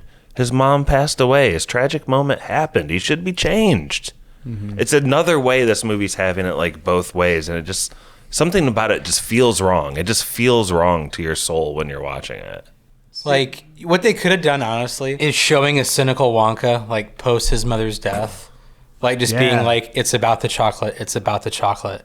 And then him realizing along the way, with his mother's note, it's not about the chocolate, it's about who you share it with. Yeah. Like, that to me is like, we're getting like Dick Wonka to like growth Wonka, right? Like, Yeah. We're getting like, my life has been in shit. Like, I'm going to like try and go through with humanity, and then realizing in the future movies that like humanity literally almost pushes him to the brink. Like, And it's not until a poor kid named Charlie in Germany brings him out of it. You have something where, well, you're right. He's like megalomaniac, focused on chocolate. It's about the chocolate. He meets the Dangerous Knights crew. Well, yeah, I was gonna say even like a noodle-like character, not this noodle, a different noodle character. And like at the end, he has to like self-isolate to protect her, and that's why he's in the factory living a life of isolation, right? Like he's bitter about having to have made that choice until Charlie comes around. That's what I've been thinking. That is the bridge. Yeah, but there's no. This is Jesus, man. Well, if he starts out as Jesus Wonka, it's fine. If he ends up with the factory but loses kind of his soul. Yes. That's you gain the factory, lose your soul in this movie, so that you get everything you've ever wanted, but you lose everything you've also appreciated along the way. Yeah, and at some point he has to make the they decision. could have had balls and made this a bittersweet ending. And then you get the whole Slugworth angle where it's like, I did this to protect you. You're obviously going to inherit the Slugworth fortune at a certain point. Yeah. You and I will become rivals. You know, I thought we were going to be friends for life. We're not that now. And I got everything I wanted. You got everything you wanted, but we're diametrically opposed now. That's an actual story. Yeah, I don't really know where we go from here. It is a happy ending, quote unquote, right? Like she gets her mom and he gets the factory, and we play the Crispy Cloud song from the first movie that fucking is a banger that we all love. Now, Timmy singing it sucks, and we're not going to play that ever. Can we talk about? No doubt. We have a little bit of an origin story. Yeah. Crispy Cloud gave us specific written permission to use this years ago. Oh yeah, we asked them. And here we are, like 7 years later, using it in context. I love this. I think it's got like millions of plays on SoundCloud, actually. It's a popular song. It's sick. I also used it. I didn't get written permission though for Big Dumb It Movie. sends to you. We gave you the C-word pass, Crispy Cloud. So like I kind of wish, like we see that, right? It's obviously a golden ticket that he opens it on. Yeah. Like fuck off. Right. You can't have it so many ways. But he opens that message on a golden ticket, and I wish they would have gone the Michael Corleone route, which is like what was supposed to be Godfather Part 2, and he dies alone in a chair, which is like him reflecting on everything that's happened so far. And I, Josh, I'm totally with you, and kind of what Pappy said is what everybody else said is, if he would have opened that alone, you know, forcibly and like kind of put in that position, and then realizing what he lost along the way, like that's an actual story. Yeah. Like that's like. But it's like too late when he sees that. Yeah, it's like he opens that, and it's like, but you're Jesus Wonka, dude. Like you obviously love the people you share it with. You didn't learn anything. Yeah, he was all about that. He was all about the people from the get-go. Yeah. His fucking fortune cookie golden ticket. He's like, I already knew that. That's the biggest. Yeah. He's like, my lucky number was already 22, dimwit. Mom. Duh, Mom. You told me this every fucking day. Like what? What? This is news. Yeah, he's like, I thought there was fennel seed in this or something. It's just friendship and love and light. That's bullshit. The other thing you could have done too, honestly, is like you could have shown him like in the factory running it. They're becoming somewhat isolated. Yeah, sure. Opening that ticket and then shutting the factory down. Like, and we don't really know why or like. Or what? no, we know why. It's like the people you share it with, and he's going to seek out those people that like made him love what he was doing in the first place. Yeah. Okay. Because remember, like Wonka shuts down the factory mysteriously, right? And then he reopens it. He has Right. and But then we he never has- really know why he closes it. No, that could be right. Yeah. Like it could have been another branch of like why he closed it to begin with. I think that this movie should have just gone full fantastical. It's all about Wonka's visit to this Oompa Loompa island. Stealing 3 cocoa beans from one tree. By the way, the Oompa Loompas speak English. They listen to yacht rock. Like, hell yeah, dude. Like the fact that he's locked in a glass jar and he goes, Oompa whatty? It's like, bro, they speak English. You knew to go to that island.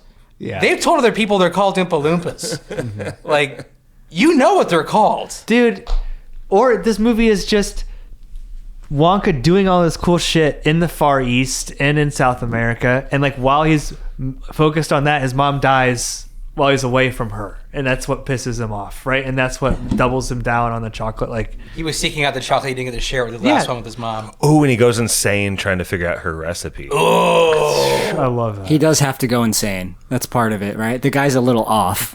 You think this looks cool right now, Josh? We are watching. We're thankfully not hearing Timothée Chalamet sing, but we're watching the creation of the factory scene. Not a fan? No. No, and earlier when there's like some sort of overlay and it's like Noodle's dream for the factory, and it's like chalky drawing. I had no idea what was going on there. I really, really despise this ending.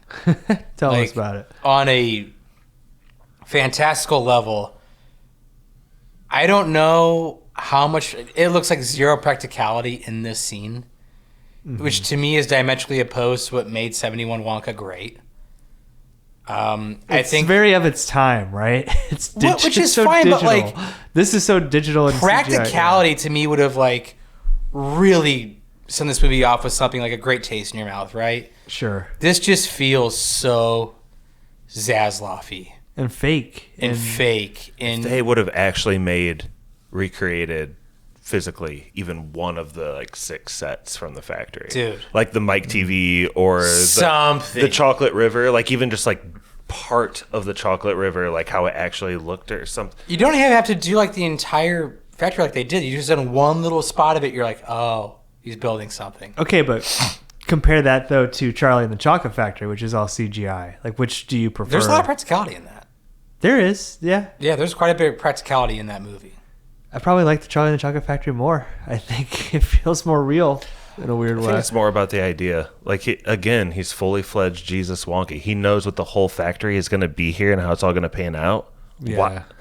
Why does he get cynical? It raises no questions. It just doesn't fit. No, it doesn't. Any other final thoughts? I mean, we talked through the ending of Wonka. I have some final thoughts. Yeah. Go ahead. Just a couple moments in the movie that we didn't talk about. One of them is the chief of police, Keegan-Michael Key, when he comes to like intimidate Willy Wonka and he like dunks his head in the water. Very Big Lebowski. Right? I kept thinking, like, I even said to myself, where's the fucking money, shithead? When he was like dunking him in there.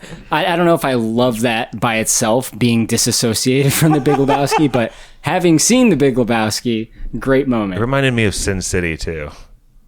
Yeah. Oh yeah, that's another classic head dunk.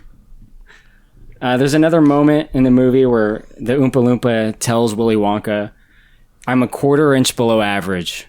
And I felt that. Hey now. Amen, brother.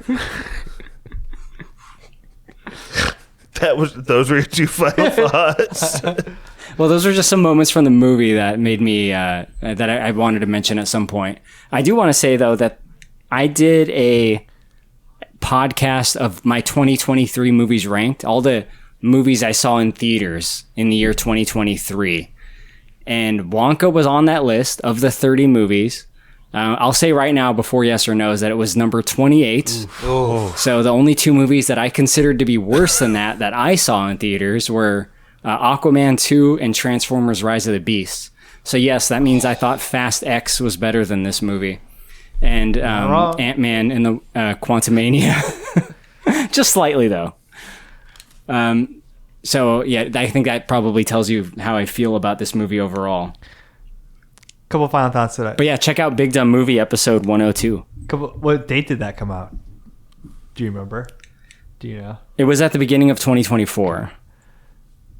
Josh, a little bit ago, you said Madame Marble flipping around Wicked Witch in reference to Noodle flipping around Slugworth. That's pretty funny. It's bad. That was good. I think the only final thought I had was there's a shot where Wonka warms his cockles by the fire. And I don't think we gave those two characters enough, the two innkeeps, Olivia Cook and what's his name? They're amazing. Olivia Colman. It's not House of the Dragon. Olivia Cook is... Yeah. But they're amazing. But he's warming his cockles by the fire. And it's the exact ending shot from Call Me By Your Name. Like, he 100% recreates it, definitely intentionally. That's all I had. What do you think, Pappy? Better movie? Dude, Call Me By Your Name kind of like... a little bit of a weird dynamic there between the older dude and the young boy. I don't know. I wasn't a big... Which movie has warmer cockles? It's a very similar... They're both about like kind of grooming a little bit, actually. The same kind of dynamic. Does it make it a bad movie, though? No, it was good. It was cool music. Looked amazing. Steve, is there anything nice you want to say about Wonka? I feel like... The last hour had some great humor. Yeah. Had some great shots, some great blocking. I just like what I even appreciate about Tim Burton's. I mean, we have to judge them all together, right? You can't just... That's the whole point of this. Yeah, you can't just look at it in a vacuum going like, oh, it's a different... you have to judge them all. Mm-hmm. Consistency, to me, is utterly lacking in the 2023 Wonka versus Tim Burton's and Gene Wilder's. Like, there's a consistent tone, a consistent feel. Yeah. Even bad or good. People want to say, hey, I hate Depp's one. It's the most consistent. It's a very consistent movie. Yeah. Same with the Gene Wilder one. So, the lack of consistency to me in the first half is kind of shocking. It almost feels like they literally created the first 30 minutes of the movie. An executive producer came in and said, guys, you need more references. You got to pick this shit up. Like, let's add We're another... slogging here. We want another villain in here. Like, it's just... Call Hugh Grant. Where you're doing pure imagination, bitch. I don't care what you want. That's why, to me, the movie...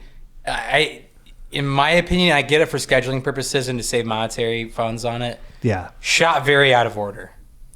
You can tell a lot in performances. Like, this was shot way out of order. That's supposed to be a nice thing about the movie, by the way. And What's that's that? I said say a nice thing about Wonka, and he took it. Three mean things, one nice. I said there was great humor. Yeah. Last hour had great humor. An insult sandwich. Let's give this movie probably an insult sandwich. Stevie, let's keep rolling with you. Wonka. Why me? You want to? Okay. Josh, you want to go? Sure. Do you want to? I went last in the opening questions. I'll go so first. Okay, let's. Maybe it's only fair. Okay, yeah, go That's ahead. what I was gonna say. Reverse snake. Yeah, this is Josh from Goshen. I'll give this movie a soft yes. I predict a lot of no's coming up. The fuck? And just want to pepper in here a little positivity. I think Timothée Chalamet is actually charming. I don't think the character was written very well, and I think he did what he could with it.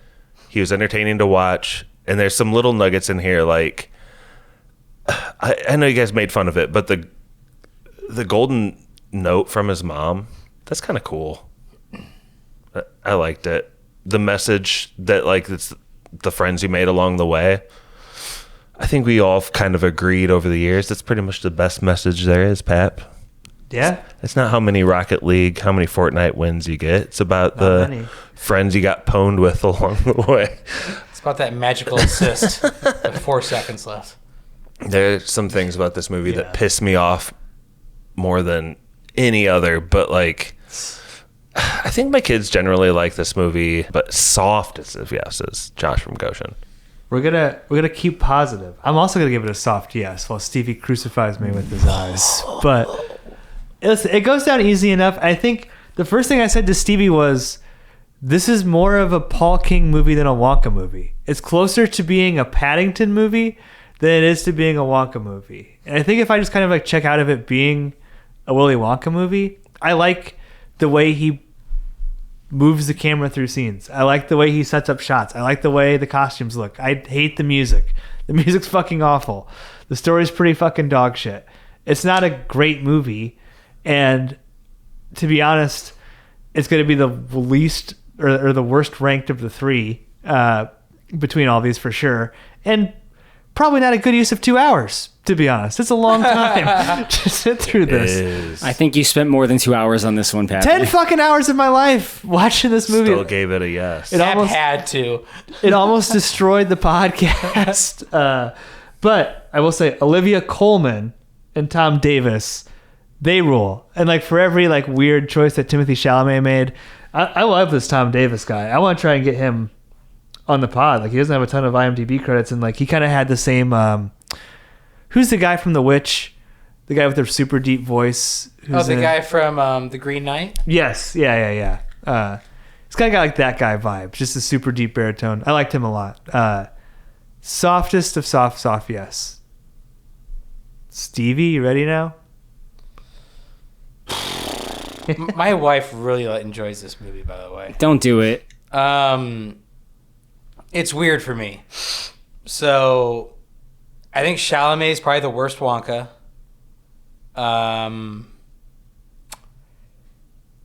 As a whole movie, I would give this movie a no. The last half, I would give it a soft yes. So as an overall movie, I would have to give it a soft no. Mm-hmm. It's just a lot of 1 foot out, 1 foot in, 1 foot out, and the worst type of character we're seeing lately in movies is Jesus. I maybe I'm just an old school guy. I need to see characters fail. Yeah. I need to see them get shit on. I need to see them overcome. And if you're just gonna smile and be perfect all the way through with it, I find that very boring. Mm-hmm. It's not a story I want to see. That's why I think more movies need to be like Finding Nemo when it comes to Marlin. That dude literally goes through hell for 89 minutes and it doesn't get assigned back to the 90th minute. Yeah. That to me is what makes movies great. So soft no. You know, did I think Chalamet did a bad job? Yes. Do I also think he had bad writing behind him? Yes. But there were also some really pretty shots in it, some great humor. And unfortunately, those didn't come until the last hour. Mm-hmm. So soft no. I just, in good conscience, I can't get past that first 45 minutes. That to me is like, Drew, if you and I, Pappy, if you and I went to go see that movie when it came out, we probably would have nudged each other and said, "You want to go?" I'm serious. That's me being dead honest. Let's go see Bone Temple 28 days later. Hey, I'm going to see it on Saturday. Yeah, really? Going to see Bone Temple on Saturday. Nice. So, which 28 years, by the way, folks, amazing movie. But yeah, just a soft no. It's something like just really keeps clicking with me, and like hearing you say that when you're like, it's an origin story, but he's Jesus and he never fails. It's an That's a hard thing to overcome for me. It's an origin story of like how he got like a license to operate his business in town, more so than like how he became a person. It's crazy. Got his liquor license. Yeah, exactly. How he beat the local government to open up a candy factory. Last but not least, Corey, Kylo Ren memes. Here we go, mama. Yeah. This is Corey, formerly known as Kylo Ren memes. I'm going to give this movie a no. I'm going to quote myself from Big Dumb Movie, episode 102. The original Willy Wonka is a snarky, vengeful fuck with a twinkle in his eye. This version of Wonka is all twinkle.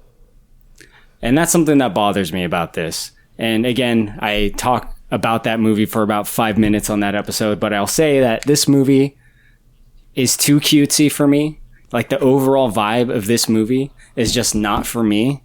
And then to claim that it's associated to a movie that I hold very near and dear to my heart, but have it be so distinctly different, that's a major problem.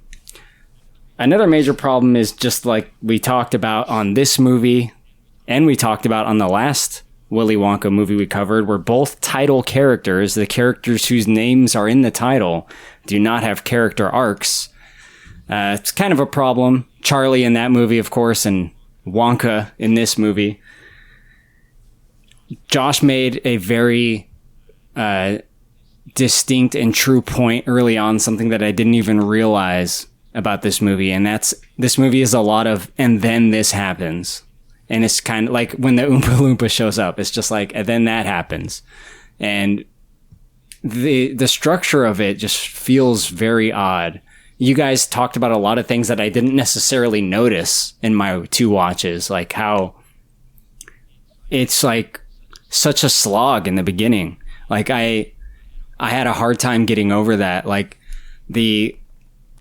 it's not that I think the second half is particularly good, but like they do feel very different. It starts to like pick up speed in a different way. It's like you think the movie is going to be like kind of this like slow burn, light journey kind of thing, and then it gets more and more fantastical. But overall, I don't think this movie is written particularly well.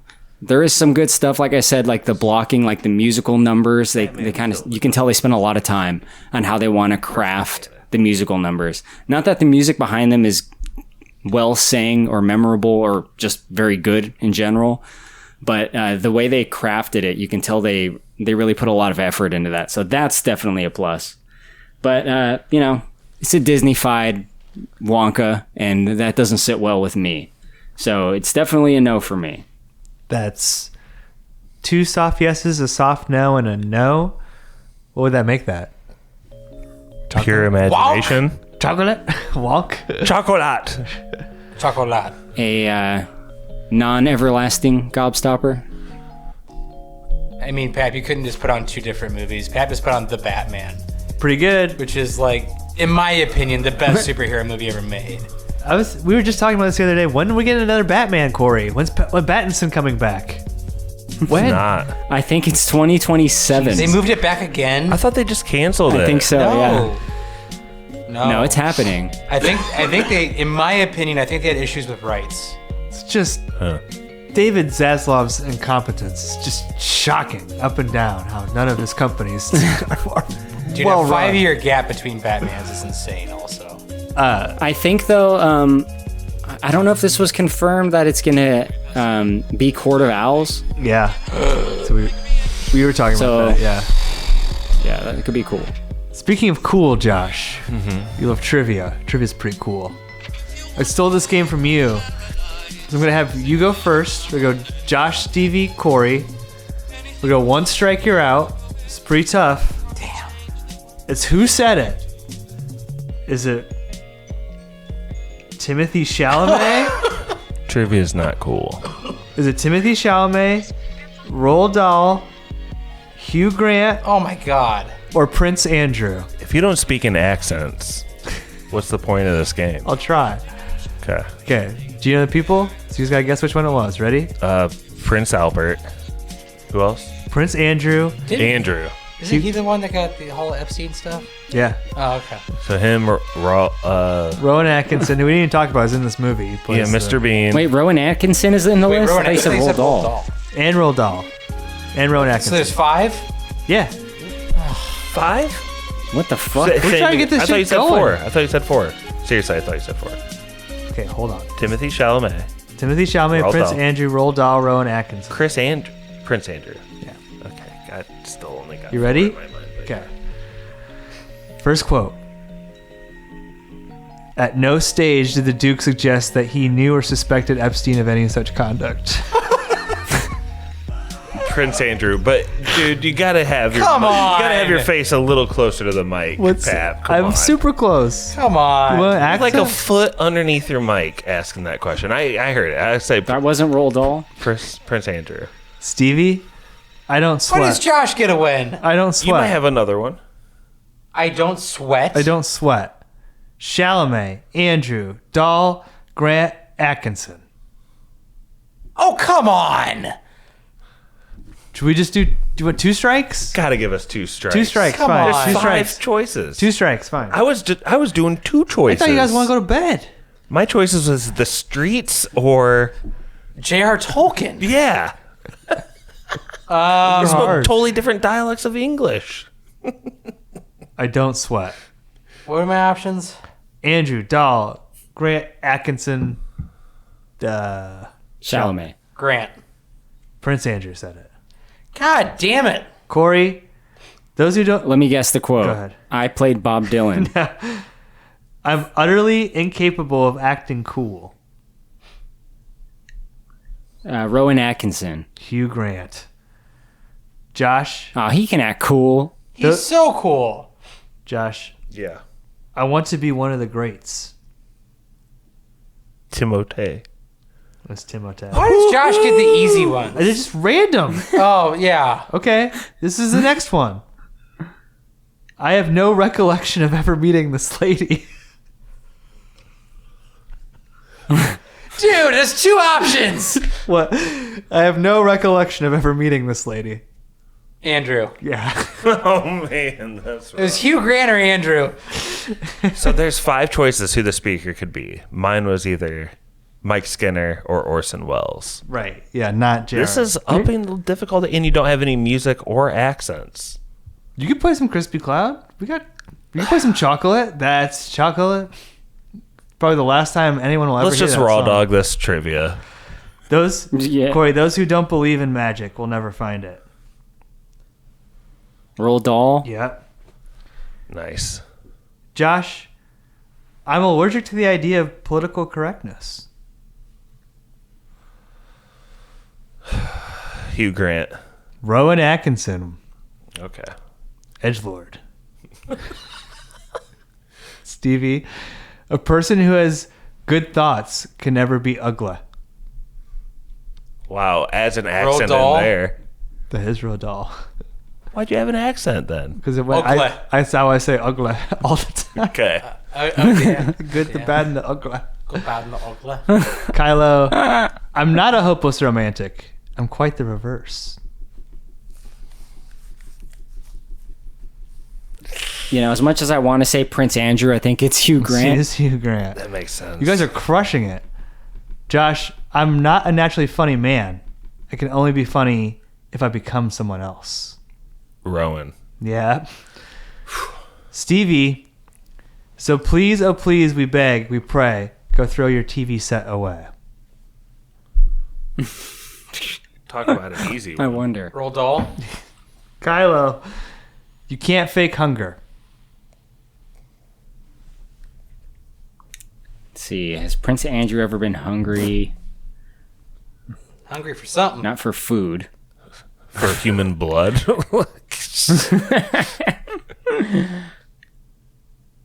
Timothée Chalamet. That's correct. Those are all the ones I prepared. That's why I wanted to do. Oh, no. Go to the Halloween trivia. Hold on. All right. Closest to. We talked a lot about Paul King today. Hey, man, that was just a fun trivia. We wanted more. Total. Well done. Total runtime of every Paul King movie. He's made 4, and we've talked about them all on this podcast. I can just say them if you want. It's Bunny in the Bowl, which is what I'm going to watch probably next. Paddington 2, and Wonka. Total runtime of those 4 movies. What's the order here? Same order. Josh, I think you were first. 8 hours and 30 minutes. 8 hours and 30 minutes. Stevie? 16. 6 hours and 3 minutes. Kylo? No. You said you did 4 movies, right? Yeah, 4 movies. I'm sick. Let's do this. Oh, he's Googling. Ooh. I'm calculating. That's chocolate. That's chocolate. What was your answer, Josh? 8 hours and 30 minutes. I can feel it. Batman in the night. Oh, Lord, man. Are we still waiting for Stevie? He's doing some calculations. I'll say 6 hours and 47 minutes. Okay, Kylo? I'm going to go with 8:29. Off by only 9 minutes. 6 hours and 56 Let's minutes. go. Which is the short one? Paddington is 95 minutes. Bunny and the Bull is 101 minutes. Paddington 2 is 104 minutes. And this is 116 minutes. So, Stevie, the hot take. Thank you for the long drink treat of the week. The floor is yours. Take us home. Man, what is a hot take I want, Pap? What have I been saying lately to you? I feel like I always let out my hot takes to Drew, and Pap, I always forget them. What do you think about Sinners? Getting the most Oscars ever. Sinners versus Weapons. I think Sinners... No, Sinners was his last hot take. It was? Oh, Yeah. I don't even remember it. But I'll say this. Okay. For I all have the... a good hot take. Oh, okay. No, you should go. go. You might. Yeah. I find those that don't like the movie 28 Years Later very strange. There you go. You've been talking a lot about this recently. I think 28 Years Later is probably the best of the trilogy so far. I haven't seen Bone Temple yet. I really want to see it. And from all I can tell, people that didn't like 28 Years Later said that Bone Temple made it complete. So that kind of makes sense to me. If I had to rank them, it would be 28 Years Later, 28 Days Later, then 28 Weeks Later. Wow. I love them all. Yeah. I don't think there's a really bad movie in the bunch. And just because like the 28 Weeks Later isn't a horror movie doesn't mean it's not a good movie. It just means you didn't like it because there wasn't a ton of horror in it. It's a very well done movie. And I can't wait to see Bone Temple this weekend. So I'm excited. What was your hot take, Josh? I've just been liking like food Instagram and not like cooking. People just like that eat a lot of food for every meal and film themselves doing it. Like I have a hot take too. Yeah. This one guy like eats like 6 eggs, 6 quail eggs, chicken legs, eats the bones off them and some rice, and then he eats like kiwi with the skin on it. And it's just like 3 times speed. Can you just watch him eat it? I just wake up at 2 o'clock in the morning like, death's happening. What's happening? Oh, I'm fine. Oh, I'll just watch this guy eat eggs for like 20 minutes and fall back to sleep. Calms you down. Kylo, what's your hot take? Well, I was talking about character arcs, and I feel like what I said maybe wasn't fair at the beginning of this podcast, so I'm going to have a character arc of my own. Abe is actually cool. Yeah. Hey, let's go. That's a great hot take. Abe is cool. My hot take is you're cool, listener. And Spoiler Man's cool.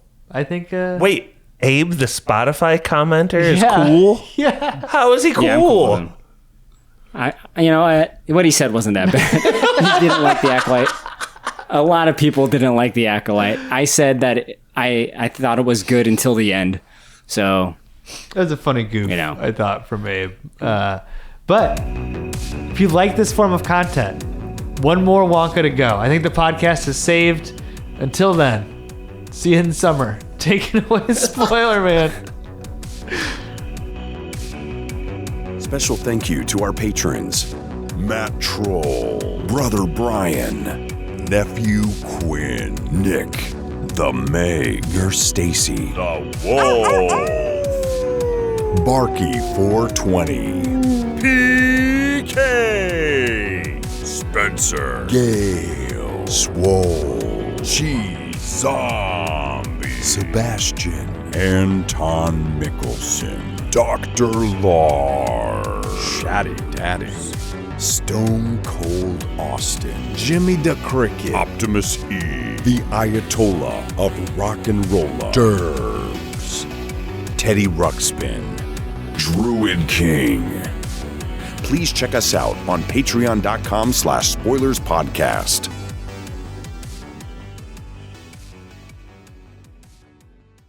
Stevie, I want to ask you something. Sure, what's up? Did you recommend Heated Rivalry as a prank? I just see it everywhere, so I just had to put it in the thread. Like, you guys on Heated Rivalry yet? Like, I see it everywhere. So I've been watching it. Is it good? It is good, but I will say this. It's 50% gay sex scenes. 50%?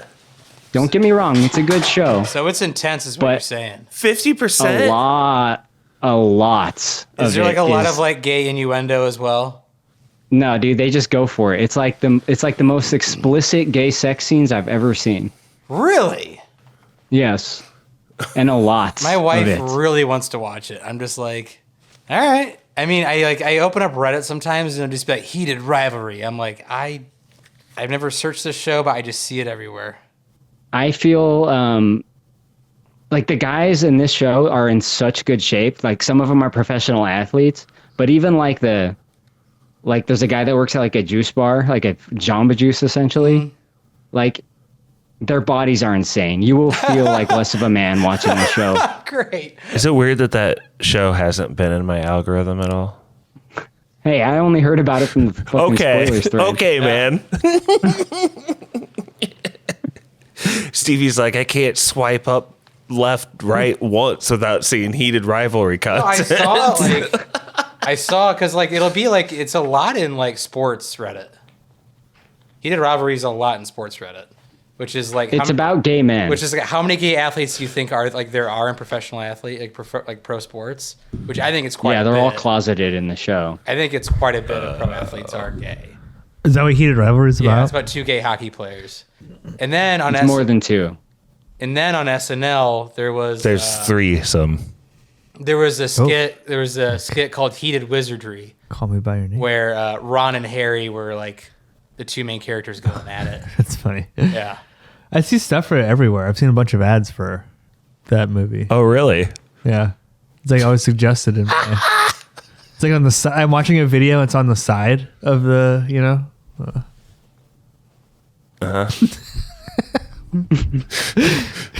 It's like always being like suggested. You might like this next. Basically. Yep. Play next. I'm going to clean up my track. Are you guys going to use it? Probably. I don't know. Probably not, but it's probably not. You said you're editing it, right? I didn't say that. You said you'd save it in post. Also, was I the only one that watched The Penguin? No, I watched it. It was dope. I thought it Am was I the only one that watched Andor season 2? I watched it. Did you like it? Loved it. Dude, it's great. It is incredible. I'll watch it at some point. Too good, Josh? Kylo says. Nope, haven't seen any Andor. What? Not Josh, you didn't want to do the Josh season is 1 out. pod with us? Nope. I did not. I listened to it. Josh said, fuck you and your Andor. Dude, it's peak Star Wars. You got to watch it, Josh. I don't like Star Wars and/or that bullshit. Shit. Got him. Just joking. I mean, obviously, Okay, I've heard well, a lot of give me a people folder say just in cool case. shit. Yeah, and I will. I will be forever grateful if you do use it. It's really hard for me to listen back and sounding like I'm coming through a fucking rotary phone. There's a folder called Inside Willy there already that has all of the tracks. Sick. I can Thanks. resend it if you need it, but yeah, it's in the spoilers. I'll search it out. Thanks, guys. I'll talk to you next time. See you, man. See ya. Later. That was spoilers. Was spoilers. Was spoilers. Was spoilers. Was spoilers. Was spoilers. Was spoilers. Was spoilers. Was spoilers.